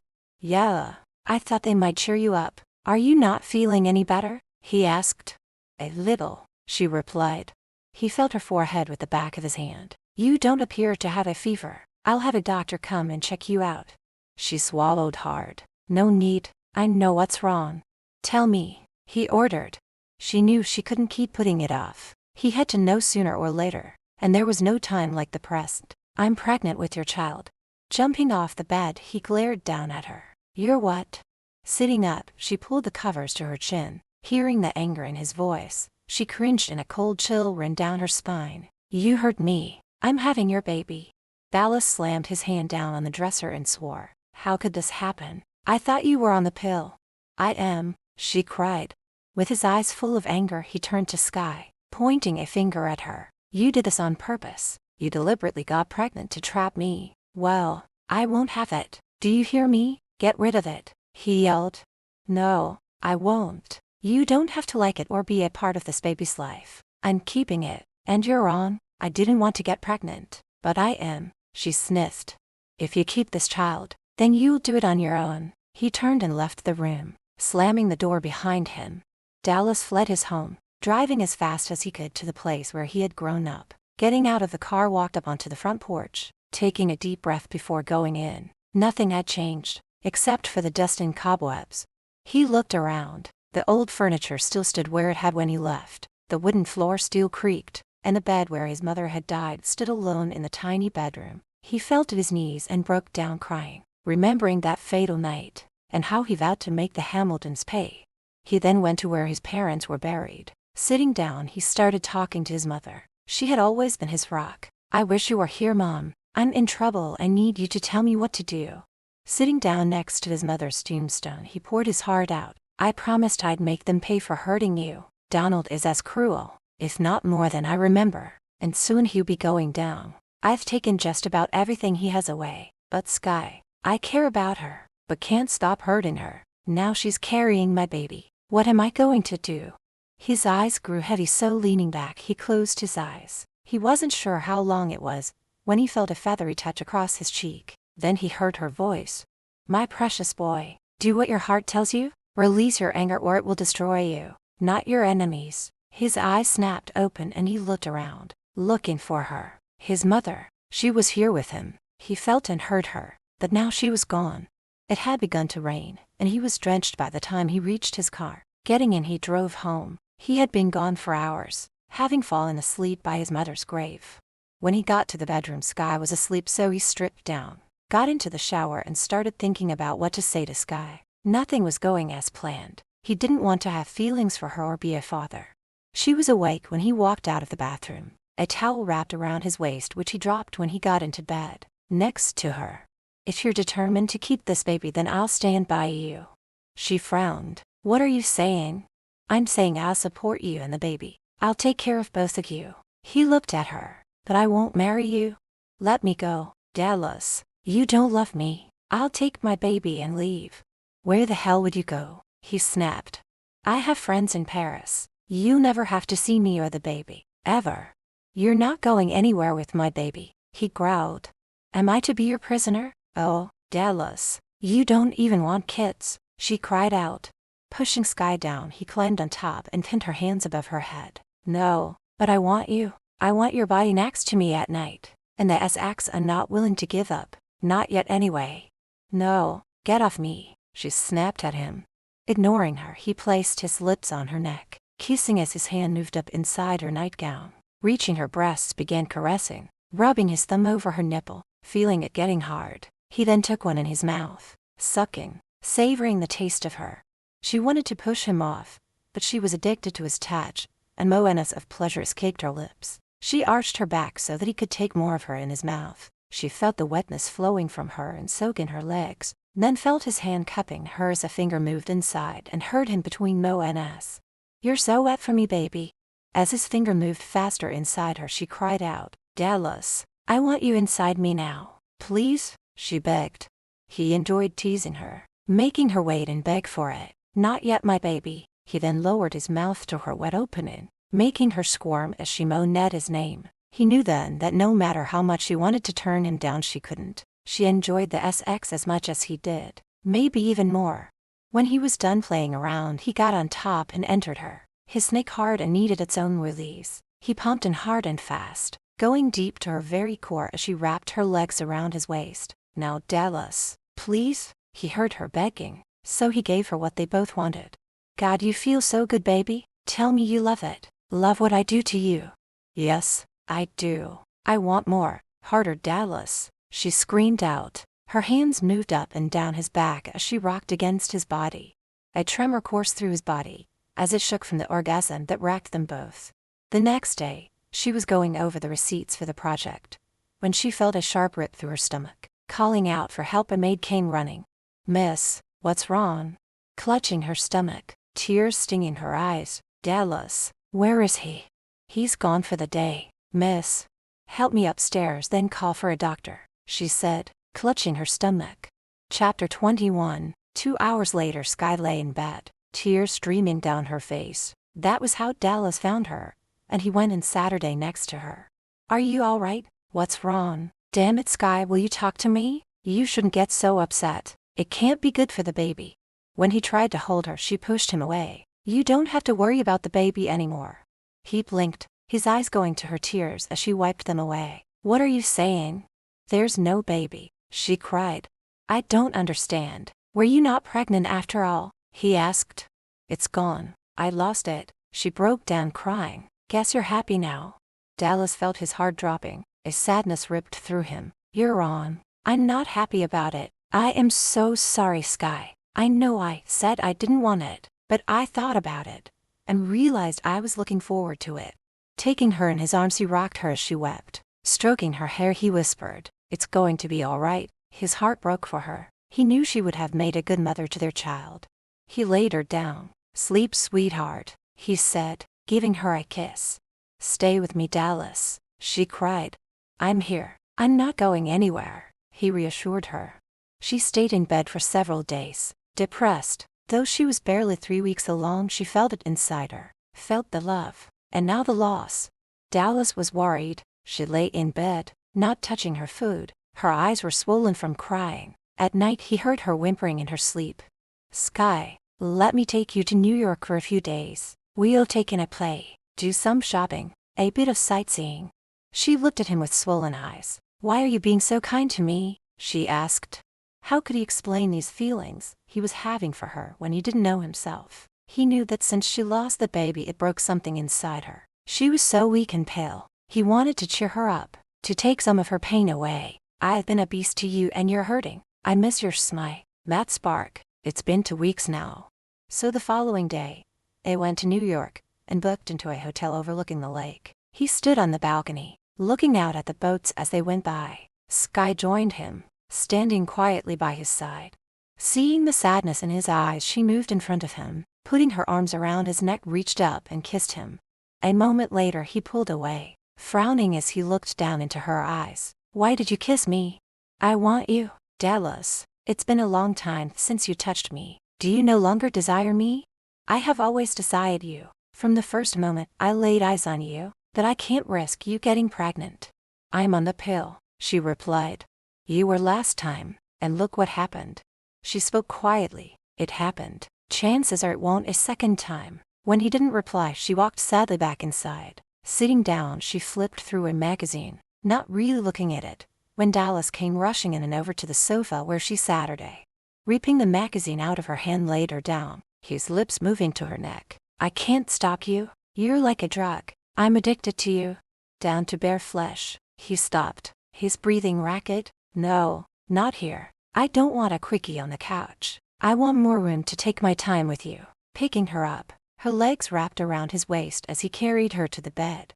Taking a breast in his mouth, he licked and sucked, feeling them swell, the nipple hardening. His hand roamed over her, sliding between her legs. He cupped her wet opening. She moved her hips up, wanting him inside. Flipping Sky onto all fours, grabbing her hips, entered her, hearing her moan as he moved faster in and out. She felt so tight and dripping wet. He let out a strangled groan when he exploded inside her, filling her with his seed. Then he turned Sky on her back and slid easily back inside, pounding into her as she dug her nails into his back, screaming out his name. As Sky's SM reached the highest peak ever, she whispered out, "I love you." Dallas stiffened. "You what?" he snapped. She looked up as he hovered over her. "I love you," she repeated. Getting up, he sat her on the edge of the bed, his back to her. He went deadly quiet. Sky sat her up, touching his back with the palm of her hand. "I didn't mean for it to happen, but I'm in love with you. I know you don't love me, and I accept that. I'm willing to live with that for as long as you want me." He turned to look at her. "You're willing to live like this, with a man who only wants you sexually?" She looked down, avoiding his eyes. "Yes, but only if you promise me one thing." He lifted her chin up, making her look at him. "And what would that be?" he asked. That I'm the only one you sleep with. No more Fouquet buddies. Can you at least do that much for me? Throwing her back down, mounted her and smiled. Yes, that I will promise you. He then made love to her. The next day, Dallas took her shopping for a new dress to wear to the ballet. He picked out an expensive original dress by Ralph Lauren. Are you sure about this? She asked him. The last time you bought me something that cost this much, you tore it to shreds. Dallas laughed. Yeah, sorry about that. This time, I'll make sure to be more careful. He hated the ballet but knew she loved it, so he decided to tolerate it for one night. He sat her day back, his eyes closed as all the music played and the dancers did their thing. After enduring 2 hours of torture, it was finally over. He breathed a sigh of relief. On the drive back to the hotel, she looked at him and smiled. Did you enjoy it, Dallas? She asked. Yeah, it was okay. She gave him a playful slap. Liar, you slept through half of it. You got me, now come here. He grabbed a hold of her, moving her close so that he could put his hand under her dress and moved up. Stop, not here, the driver can see us. Letting her go, he groaned. Wait till I get you inside, he murmured. Inside the suite, he pulled her close, and just when he was about to kiss her, his phone went off. He looked at it. Sorry babe, I've got to take this. I'll run us a bath, she said, walking away. Don't be too long. Yes Clay, it's late. You better have good news for me. He listened. Fucking great. Keep after him. I want his shares no matter the cost. Goodbye. Sky was soaking in a tub of bubbles when Dallas walked in. Removing his clothes, he groaned. Must you add so many bubbles? She giggled. Get in here, she purred. 3 days later they returned home, and to Sky's dismay, her father showed up. Right away she saw the change in Dallas's behavior. He turned cold, his eyes full of anger and hate. Have you got those stocks for me? He asked Dallas. He went to his office to get the papers for her father. When he was gone, Donald turned to her. Angel, how have you been? Why do you care, father? She snapped. You're my daughter. I love you, he replied. She scoffed. You love me. You have a sick way of showing love, father. Dallas returned and, seeing the tension between father and daughter, stood next to Sky, handing Donald the papers. Put all your money into these. I promise you'll be in for a big surprise. I'll do that. Thanks, Dallas. I owe you. Yes, sir. You sure do. He smirked. After a few minutes of idle chit-chat, Donald left. She turned to Dallas. I can't understand why you are helping that man. He pulled her into his arms, mouth going to her neck, kissing and sucking. Forget about him. He'll get what he deserves. Now I'm going to ravish you. Locking the office door, he proceeded to remove both of their clothes. Chapter 22. A week later, Sky was working in Dallas's office when she came across some files. It was stock reports. She was in shock. The blood drained from her face as she read the papers. The stocks that Dallas had advised Donald to buy were worthless. Another file contained facts about all the shares Dallas has been buying up, the shares to her father's company. She sat her day down, close to tears. Her whole body trembled. She couldn't believe that he could be so cruel. And why was he doing it? Just then the door opened and Dallas walked in. Seeing her sitting behind his desk, holding papers in her hand, he grabbed them from her. You were never meant to see these, he said angrily. My God, Dallas, what have you done? My father invested everything he had into those stocks, and it was you who was buying up all the shares in his company. This will bankrupt him. She saw him smiling. It was an ugly smile and it scared her. So, what do you care? You hate your father. He's still my father. Did you know those stocks were worthless? She snapped. He stared at Sky. He knew it was time to tell her. She already figured out most of it. I didn't get where I am by being stupid. Of course, I knew. She felt the vomit trying to pass her throat, but she forced it back down. Why did you do it? He's an old man. He'll lose everything. Yes, I know. Just like I planned it, he sneered. Her hand flew to her mouth. The shock of what Dallas was saying was too much for her. Feeling faint, she sat her day back down, looking up at him with tears in her eyes. You planned it. You're evil. Why, Dallas? Why are you doing this? He became enraged. Why? Come with me and I'll show you why. Grabbing Sky's arm, he all but dragged her outside. Going over to his car, he put her inside. Closing the door, he got in, started the car and took off. Her heart was pounding hard. She fastened her seatbelt and hung onto the seat for dear life. He was driving so fast, and she was afraid he was going to kill them both. Slow down, she screamed. Where are we going? She cried out. He would not speak as he stared straight ahead, his anger boiling over. All the hurt and anger he had held in for years now came pouring out. He heard nothing, saw nothing as he came to a screeching stop at the old shack where his life began. Stopping, he ordered Sky out of the car. She got out and looked around. Fear made it hard for her to breathe. What is this place? Why are we here? She looked at him. Dallas, talk to me. Tell me why we're here. This is where I grew up. She looked into his eyes, which looked blank, void of all emotions. You what? I grew up in that shack, along with my mother and father. Come, meet my parents. Grabbing her arm in a tight grip, led her around backward to makeshift headstones stood, overgrown with grass and weeds. Sky looked at the headstones, then gasped in horror when she read, Amanda Jones. She turned to look at Dallas. Amanda Jones was your mother. She worked for my father. Dallas looked back at Sky, his eyes filled with hate and bitterness. He raped my mother, worked my father into his grave, while you and that bastard filled your bellies. We starved, eating whatever scraps were thrown out. I thought I knew you from somewhere. We played together once when we were children. I shared my juice and cookies with you. There was a hint of a smile on his face when he thought back to that time. Then it disappeared when he looked at her. Think back, Sky, to university. I was in my last year. You were in your first. Do you not remember me? No, you're wrong. We never met there. She cried out. Yes, we did. You were dating my roommate, Toby. I asked you out once, but you laughed in my face. God, you were such a stuck-up snob. But I swore someday I'd make you sorry, make you pay. Her face showed shock when she began remembering. I too remember you, but you looked so different. You had long hair and wore glasses, and were so skinny. Dallas scoffed at her. I worked hard to change my appearance, even harder to become a billionaire. I swore on my mother's deathbed that I would make you Hamilton's Bay. 20 long years, and I finally did it. I destroyed that bastard. The sky opened up and the rain came pouring down, drenching them both, mixing in with Sky's tears. And me, Dallas, did you also want to destroy me? Yes, he said somberly. She felt her heart breaking. The man she had fallen in love with only pursued her with the intent to hurt her, to break her. It had worked. She was now an empty shell of the woman she once was.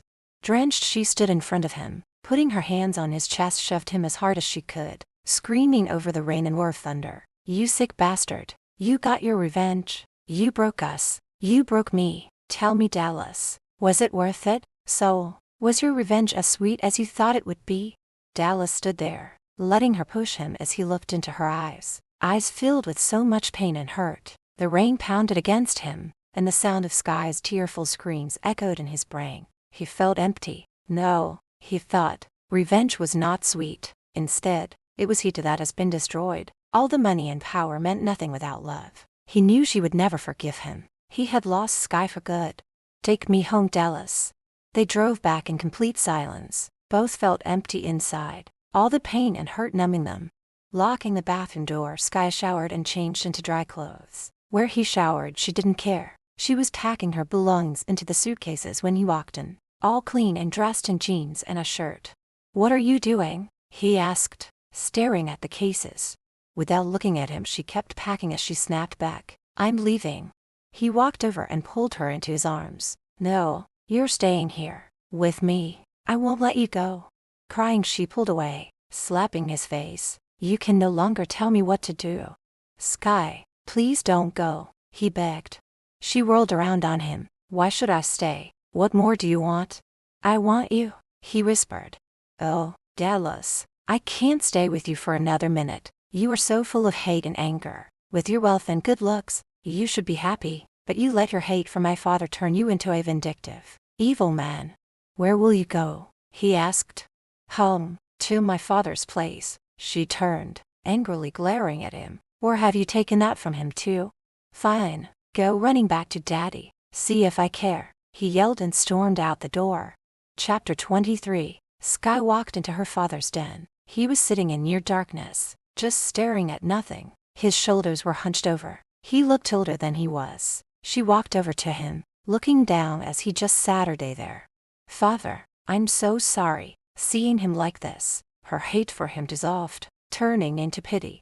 His eyes dull, almost lifeless, looked up at her. Did you know what he was up to? She went down on her knees in front of him, tears falling down her face. No, Daddy, I only just found out. Has he kicked you out? Is that why you are here? No, I left him. She closed her eyes and rested her head on her father's lap. She felt his hand stroking her hair. I'm done for, Sky. I'm broke, and I'm too old and tired to start over. She looked up at him. Her heart was breaking, not only for her but for her father. There must be something you can do. He sounded wary. All these years of wheeling and dealing, my fortune all gone because of that bastard. And you? I put you in the hands of that man. I'm so sorry, Angel. Can I come home, Daddy? Oh, Angel, I have nothing to give you. This house is all that's left, but you are always welcome. I'm going to bed, Daddy. Will you be okay? She asked, kissing his cheek. Yes, Angel, I will be. I am sorry for everything, for what I did to you. I've been a horrible person for years, treated people badly. Now it's coming back to bite me in the bum. But I'm not going to give up, Sky. I will think of something. Night, Angel. I too love you. I love you too. Night, Daddy. With a heavy heart, she climbed into bed. Her tears came flowing, body shook. Dallas had hurt her, broken her heart and destroyed her father, but she still loved him, but would never be able to forgive him.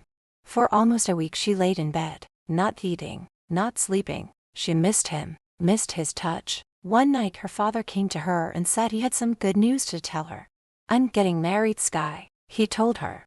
What? To who? She couldn't believe it. Only a week ago he was broke, said he had nothing to live for. Now he was getting married. Hell, he wasn't even seeing anyone. The widow Stevens, he answered. Martha Stevens, owner of Texas Oil Company, she asked. Yes, she's been after me for years. We've been going out and I asked her. The poor dear is so desperate, she said yes. Our troubles are over, Sky. Do you love her, Daddy? What's love got to do with it? She wants a husband and someone to run her company, and I want to be wealthy again, and Martha is the wealthiest woman around. We're getting married at City Hall next week, so go buy yourself a new dress to wear.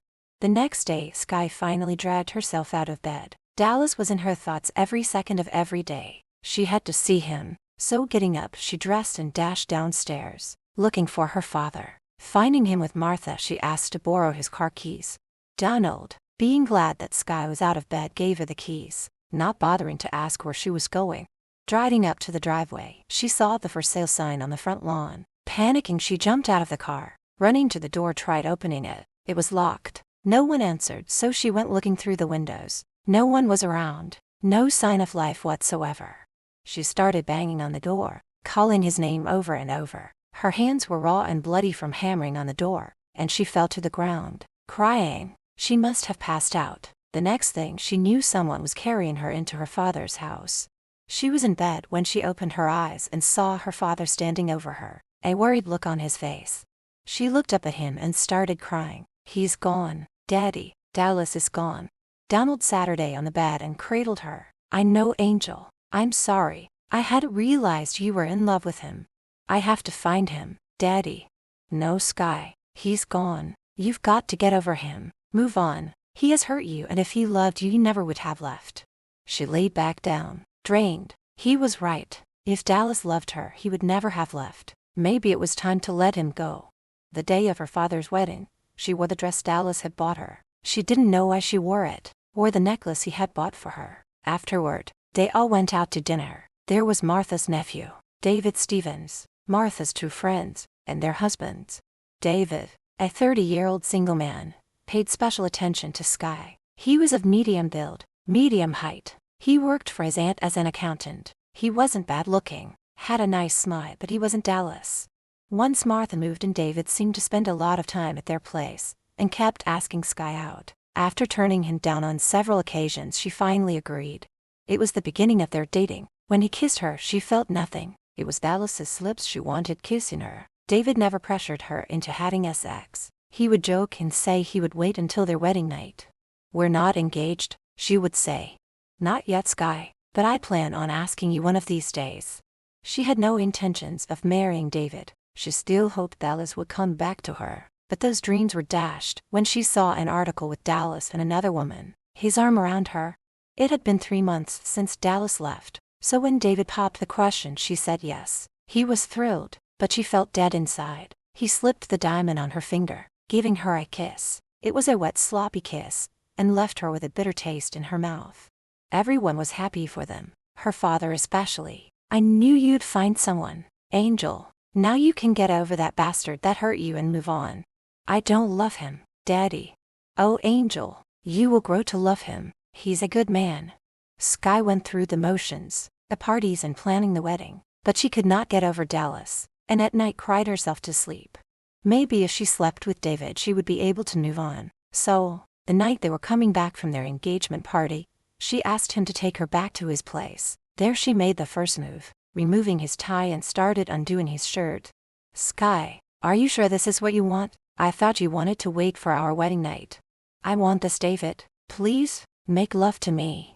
He picked her up and carried her to his bed, laying her down. "I'm going to freshen up, Sky. Why don't you get undressed and get into the covers? I'll be right back." She removed her clothes and climbed into bed, thinking of Dallas, hoping this would get her mind off him. So when David returned he was naked. She looked away. He was nothing like Dallas, she thought. He got in and started kissing her, and when his hand went to her breasts he groped her. It hurt and she pulled away. She couldn't go through with it. He wasn't Dallas and she started crying. "Sky, honey, what's wrong?" he asked her. "I can't do this. I'm sorry, David." She got up and started dressing. "I understand, baby. You want to wait until our wedding night." "Yeah, that's it. Will you take me home?" She felt bad about David. He was a good man, but she didn't love him, and she knew he wasn't really in love with her. It was just a marriage of convenience for both of them. After dropping her off she ran straight to her room and took a shower. She felt dirty and wanted to wash the feel of his hands off her. Sky knew she couldn't go through with the wedding until she saw Dallas, to see if there was a chance for them. Throwing on a robe she went to see her father. "Daddy, can I talk to you for a minute? Alone?" She looks at Martha. "What is it, Sky? Where is Dallas?" "What?" he barked. "Daddy, I need to talk to him. Please, if you know where he is, please tell me," she begged him, her tears falling. "What about David? You're getting married in 2 weeks. Why would you throw away a good thing for a man who obviously doesn't want you?" "I can't marry David until I talk to Dallas. I need closure." Seeing his daughter in such pain, his heart broke. He knew she was deeply in love with Dallas, and not David, but he hoped she would learn to love him. "I heard he's on some island, something about a project. I've got to go there, Daddy." He signed. "Okay, go. I'll tell David you've gone on a trip to visit an old friend. Dallas will break your heart again, Sky, and when he does come home and marry David." So with her father's help, she boarded a small plane and headed to the small island where Dallas was staying. Chapter 24. Sky Saturday on the plane. Her heart was beating so fast, her palms sweaty. She was scared about seeing him, but there was no turning back now. The plane was landing. There were 2 other people next to her, volunteers. She stepped out and looked around. A lot had changed. Where shacks once stood, there were now small homes, a building which she assumed was the school. The people looked happy and healthier than before. No children were running around, so she knew they had to be in school. Then a couple of people recognized her and came over to say hi. One was Bruce, who gave her a hug. "Hell, girl, I didn't know you were coming." Dallas never mentioned it. "He doesn't know. Where is he?" she asked. "Probably passed out in his cabin." He gave her a weird look. "Sky, since he's been back he's been hitting the bottle. He's different, bossy, snapping at everyone. If I didn't know better I'd think he was lovesick." Sky swallowed hard. Asking him a question she was afraid to hear the answer to. "Is he with anyone?" "Not since he's been here." He pointed to a lone cabin. "He's in there. Good luck." She walked slowly toward the cabin, hesitating before knocking. No answer, so she opened the door and entered. "Dallas, are you in here?" she called out. She turned when a door opened and saw him standing there, shirtless. His hair was longer. His face was in dire need of a shave. She thought she saw a flash of happiness when he looked at her, but it disappeared quickly, turning into a look of annoyance. "Dallas," she whispered his name. "Sky, what are you doing here?" he asked angrily.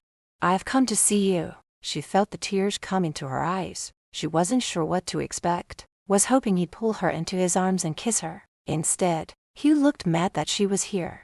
Why? He snapped. When she didn't answer, he walked past her, grabbed a beer from the cooler and asked if she wanted one. Handing it to her motioned for her to sit. So what do you want? She wanted to tell him she wanted him, that she loved him, but was too afraid. If you mind getting married, she said. He just stared at her, his eyes turning dark as they checked her out. So what are you doing here? I don't know, she answered. Are you fucking him? Oh, I'm sorry. Making love. No. What do you mean no? We're waiting till we're married. What man in his right mind could be with you and not make love to you? I don't love him, Dallas. I love you. Then why the fuck are you marrying him? Dallas swore. Because the man I love doesn't want me, so I'm going to settle. David's a good man, a kind man who wants me. You shouldn't settle, Sky. He stared at her for a moment. Go home, Sky. I don't want you here. Is that what you want? For me to leave? Yes, he replied. My father remarried. His eyes grew angry. That old bastard. Let me guess. He married some old rich dame. The plane will be leaving soon. I want you on it, he snapped. She ignored what he said. The place is coming along well. Yeah, it'll be done in a few months. So will you be staying till it's all done, or do you have to get back to Miss Nash? Dallas smiled. So you saw me in the papers with her. Are you jealous? Sky stood up and snapped at him. You bastard. I don't care who you fuck. I'm out of here. She turned to leave. He beat her to the door, pinning her against it, his hands on her waist. I'm not fucking her, or anyone. Not that it's any of your business. I know why you're here, he said as his breathing became heavy, his eyes going to her chest.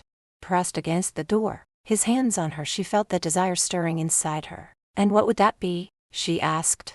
You want me to fuck you one last time before you marry Davy boy, before you settle for a boring, small snake boy, who will never be able to satisfy you the way I do. Oh, I'm sorry. Make love, he sneered.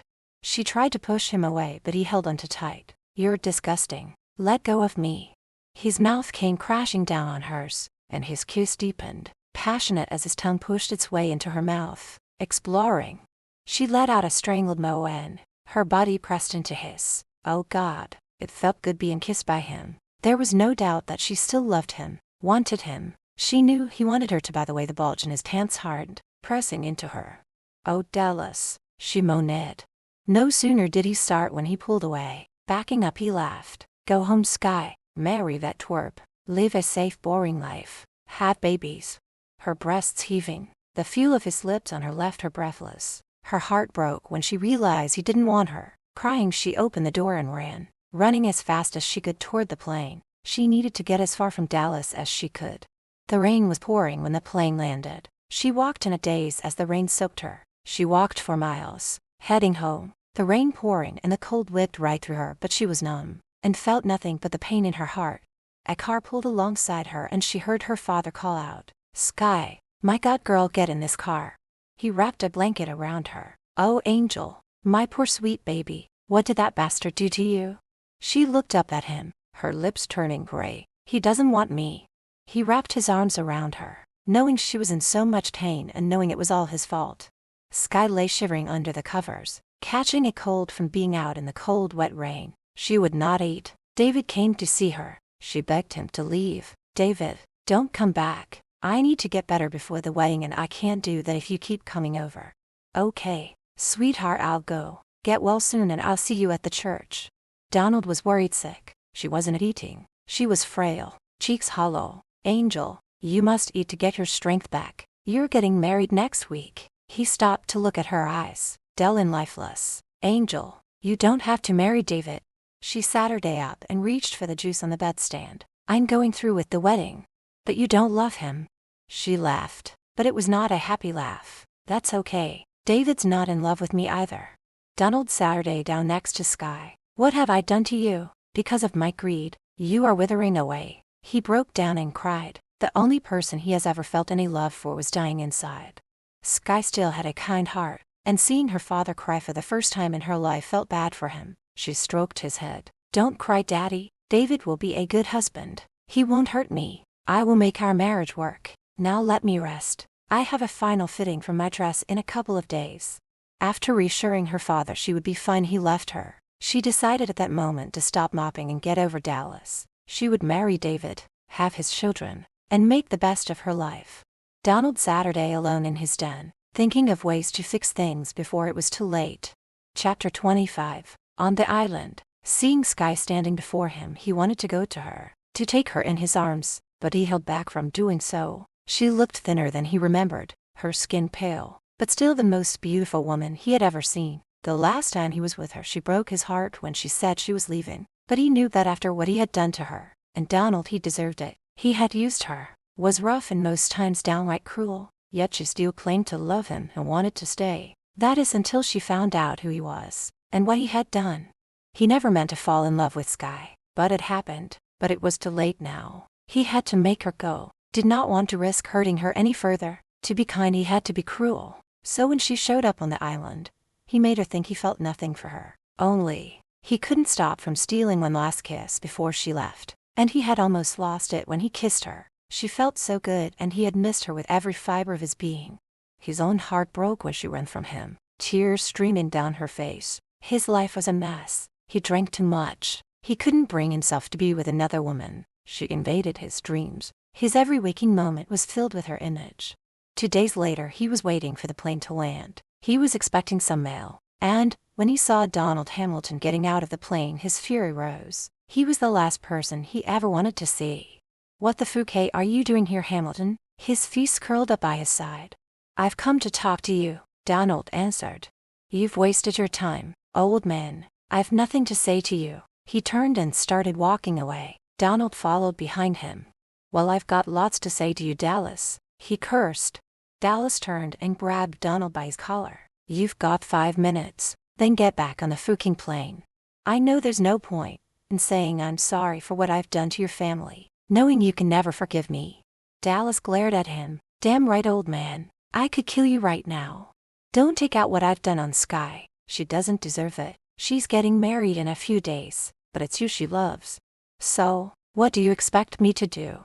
If you love her, and I believe you do, then stop her," Donald begged. "She's a grown woman. She can make her own decisions," he growled. "Sky's not well," Donald screamed. "She won't eat, getting weaker by the day, but still insists on going through with the wedding."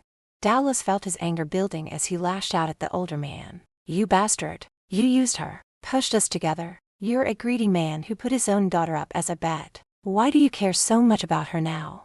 I'm her father and I do love her. I know what I did was wrong and now I'm trying to fix it. Hate me, but go to her before it's too late." He turned to go back to the plane but stopped. "She loves you. Sky will never be happy with David. She will shrivel up and die being married to him." Then he was gone. 2 days before the wedding, Sky stood in front of the floor-length mirror, wearing her gown for the wedding. They were doing last-minute alterations. It had to be taken in. She knew in 2 days, she would be walking out of the church as David's wife, and wondered how she was going to give him her body when Dallas already owned it, dominated it, as well as her heart. "I wish you would have let me buy you a better dress," Martha said as she fussed with the hem, giving instructions to the woman doing the alterations. Sky didn't give a damn about what dress she wore. What she had on was white, plain, but it was still quite elegant. "This is fine, Martha," she replied. She planned to wear her hair down, just the way Dallas always liked it, and the diamond necklace he had bought her. The only thing missing would be Dallas, she thought sadly as a single tear fell from her eye. The next 2 days she spent inside her room. At night she felt her stomach, thinking of the baby she once carried, his baby, and her tears came. The day of the wedding came and she was dressed and ready. Looking in the mirror, she didn't recognize herself. Her skin was pale, dark circles showed beneath her eyes. She looked more like she was going to a funeral instead of a wedding. Her father walked in and going over gave her a hug. "You look so beautiful, Angel." He hadn't told her about his visit with Dallas, didn't want her to hurt more than she already was. "Thanks, Daddy," she said quietly. "It's time to head to the church. You ready?" "Yes, let's do this," she said, standing up. They stood outside the door, ready to walk in when Donald stopped and turned to Sky. "Angel, you don't have to go through with this. We can turn around and get back in the car and go home." "No, Daddy, I want to do this." "But you're still in love with Dallas. You can't marry David." She caressed his cheek with her hand. "Father, Dallas and I will never happen. He has made that clear. I'm going to marry David and I'll be a good wife to him. You don't have to worry about me, okay? Okay, Angel, let's go. The music started and Donna walked Sky down the aisle. David grinned when he saw her, his blonde locks slicked back. She tried to smile back, but was unsuccessful, so she kept her eyes on the ground. The church was full of people, flowers placed everywhere. It really was a beautiful sight, but she saw none of it as she stood next to David. The words being spoken by the priest went over her head, as her thoughts turned to the one man she loved, the one who didn't love her back. Sky, Sky, she heard David snapping at her. She looked up. What? There was a hint of irritation in David's voice when he spoke. The priest asked, if you take this man, answer him, baby. She licked her lips, which seemed so dry. Just when Sky was about to say the door to the church swung open, and the rain and wind came blowing in, making the candles go out. Everyone went quiet as they turned and looked toward the door. Chapter 26. Sky dropped the flower she was holding as she stared at Dallas. He was clean-shaven, his hair cut and wearing one of his expensive dark suits. She choked back a tear. He started walking towards her slowly, his eyes locked on her eyes. When he was almost there, Donald stood up, blocking his way. Dallas glared angrily at him, reached into his pocket, pulled out some papers, shutting them in the old man's chest, then gave him a light shove out of the way, reaching Sky. He looked her over. She was gorgeous, her big eyes staring into his eyes. A single tear appeared, sliding down her face. He could barely hear when she said his name. It sounded like liquid gold to his ears. Taking her hand, he removed the diamond she wore and dropped it on the floor. If you're going to marry someone, it's going to be me. Her breath came out in a whisper when she spoke. You can't tell me what to do anymore.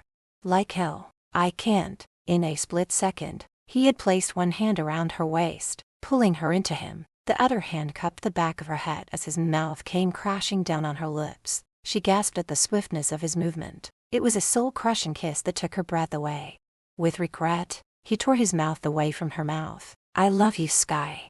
David grabbed Sky's arm and yanked her away from Dallas. His tight grip made her wince in pain. Sky, tell him to get lost. You're marrying me. I'm sorry, David. I can't. I love Dallas. Let go of me. Take your hand off her now, Dallas yelled.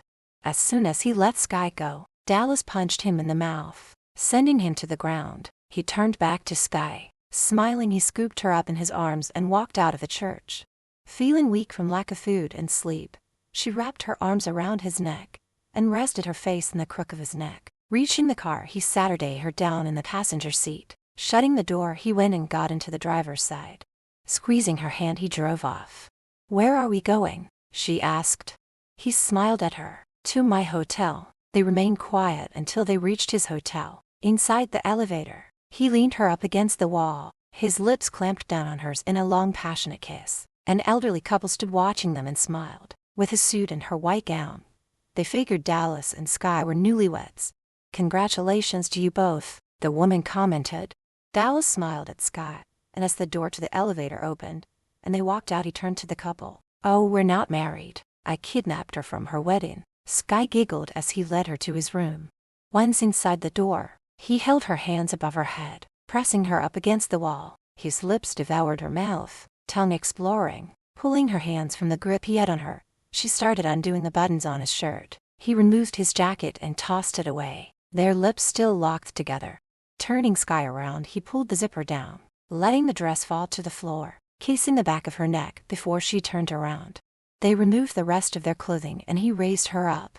Sky wrapped her legs around his hips and he carried her over to the bed, with one hand on the bed, the other supporting her back as he lowered her down on the bed. He ran his lips down her body, feeling her tremble beneath him.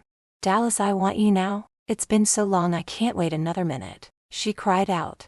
When he eased himself inside her, he moaned. Oh God, baby, you feel so good. He took her hard and fast. Being without Sky for weeks, he couldn't control himself. They stayed in bed, making love, savoring the taste of each other. Drained and exhausted, they drifted off to sleep. When Sky woke in the morning, she smiled and stretched, moving her hand to his side of the bed. It was empty, but a note was laid on the pillow. I love you. Had to run an errand. Be back soon. It wasn't long before she heard the door opening and Dallas walked in, all smiles when he saw she was awake. He walked over to her and she sat her up, pulling his mouth down for a kiss. "Where did you go?" she asked. He winked. "I got something for you. I hope it's food. I'm starving," she purred in a low voice. His face turned serious. "I'm sorry. Of course, you're hungry. I never even thought about it. I'll order room service." He went to get up but she stopped him. "Wait, what did you get me?" Again he became serious. "Sky, I love you. But after what I've done to your father, and more important to you, how can you love me?" "I just do, Dallas. I knew deep down you were a good person, and it wasn't all bad. We had a lot of fun. Oh hell, you touched me in a way no one ever had. I love you so much." Tears appeared in her eyes. He wiped her tears away with the back of his hand. "No baby, no more tears ever. I will never make you cry again." He pulled a small box from his pocket and opened it. Sky covered her mouth to stop a scream from escaping when she saw a large, sparkling diamond. "Dallas," she cried. "Marry me, Sky. Let me prove to you how much I love you. I swear on my life I'll make you happy. I'll never hurt you again. What do you say, baby? Will you be my wife?" "Yes," she cried. He placed the ring on her finger, his heart bursting with happiness. She pulled him down on top of her, consuming his lips as she started tearing off his clothes. Curled up in his arms, she felt happy, happier than she had ever been in her life. "Sky, I want to get married right away," he said, pulling her tight. "Me too," she whispered. Then she sat her up. "Dallas, what was it you shoved at my father in the church?" "The shares to his company."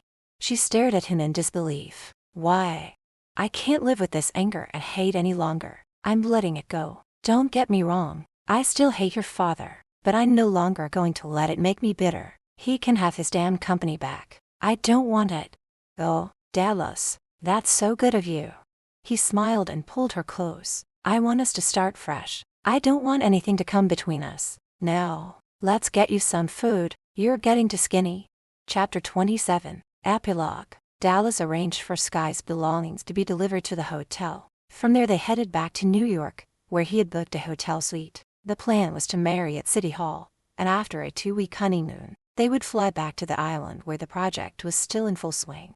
She was putting her makeup on when Dallas walked in, looking dashing in his suit, a wide grin on his face. Going over, he bends down, kissing the back of her neck. "You look so beautiful. Are you ready to become Mrs. Dallas Jones?" She reached her hand up, touching Dallas. "Oh hell yes. You bet I am." Taking her hand in his, he pulled her up, took her in his arms and kissed her passionately. She clung to him, her body trembling with anticipation of belonging to him, and him to her. They stood before one another. The minister pronounced them husband and wife. A tremor shook his body. When he held the woman, he vowed to be faithful to and to love and cherish for the rest of his life. He swore he would never hurt Sky again. He would love and protect her, and there was nothing he wouldn't do for the woman he loved.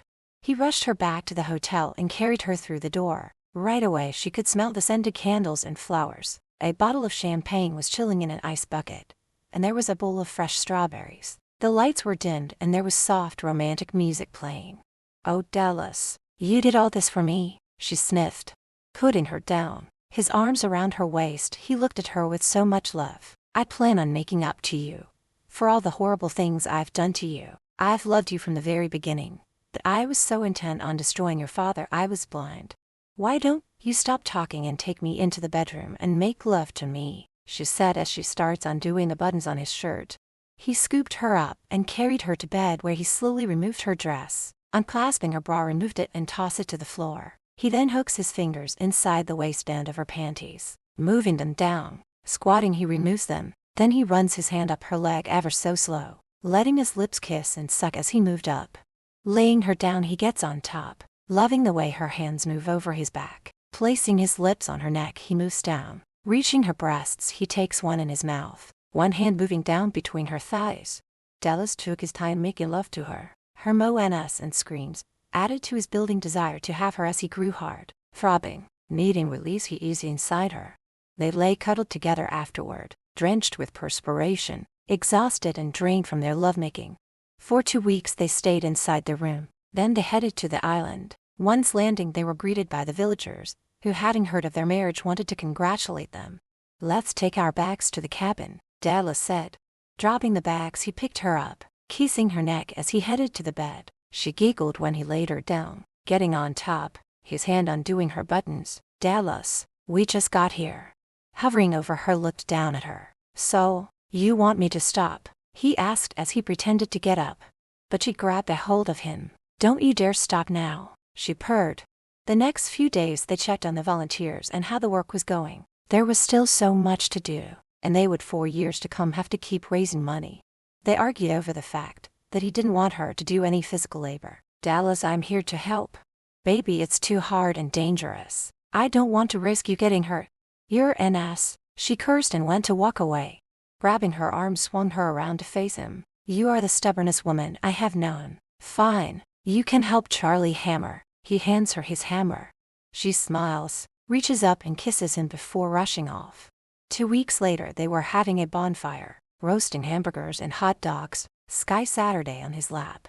As they all Saturday around drinking beer and talking. Getting up, Sky said she had to go to the bathroom. There still was no indoor plumbing, so she had to go into the woods to do her business. When she hadn't returned after 15 minutes, he went looking for her. Soon he heard some moaning. Getting closer to the sound, he saw Sky sprawled on the ground. Bruce was leaning over her. All Dallas saw was red as his rage went out of control. Grabbing Bruce, pulled him off Sky. His face came down hard on Bruce's face, and blood came pouring from his nose. Dallas, stop. This isn't what it looks like, he wailed. Dallas got down on his knees next to Sky. She was just coming to. Did that bastard hurt you? He asked her. I didn't do anything. I found her like this. I was just trying to help her, Bruce barked out. Sky, tell me what happened, saying as he helped her up. Bruce didn't touch me. I fainted, she said weakly. Seeing she was ready to collapse, he picked her up in his arms, looked at Bruce. I'm so sorry, but it looked like. Bruce held up his hand to stop him from talking. Forget it, man. Get Mama to come and take a look at her. He then carried her to their cabin, laying her down. He stroked her cheek in a loving gesture. Baby, are you not feeling well? I was feeling great, then I got dizzy and fainted. Mama and Papa walked in. Mama went to Sky, touching her forehead, moving her hand to Sky's stomach, looked into her eyes. She turned to Dallas and started talking to him in their native language. Dallas's eyes widened and a huge grin appeared on his face. More talk went on between them as Sky listened, not understanding a word they were saying. All three of them were looking at her and smiling. Dallas, what did Mama say? Why are you all looking at me like that? Dallas went and sat her down next to Sky on the bed. Taking her hand, he kissed it. Mama says you are with child. Sky felt her heart racing as the words sunk in. A baby. She was having a baby. The tears came pouring out as she looked at Dallas, who was smiling. His eyes told her he was happy with the news. We're having a baby. Oh, Dallas, you're happy about it? She asked.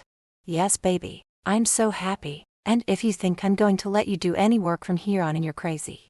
Taking her in his arms, they kissed passionately as the old couple watched, smiling and snickering. When they were alone, he made love to her, holding her close against him afterward. We'll head back to New York and get you in to see a doctor, and we have to go house hunting. Can't raise a family in a hotel. She looked up at him, her heart so full of love. She had no doubt that they would be happy together, that he loved and would always take care of her. Sky was no longer Daddy's spoiled little rich girl. She was Dallas's wife and soon to be the mother of his child. Sky gave birth to a 7-pound baby boy. 3 years later, their twin girls were born. Dallas kept his word and treated Sky like a princess and made sure she was happy. If you enjoyed the story, please consider leaving a review to help others find the book. Drop a comment below and let us know your thoughts. Your input helps us improve.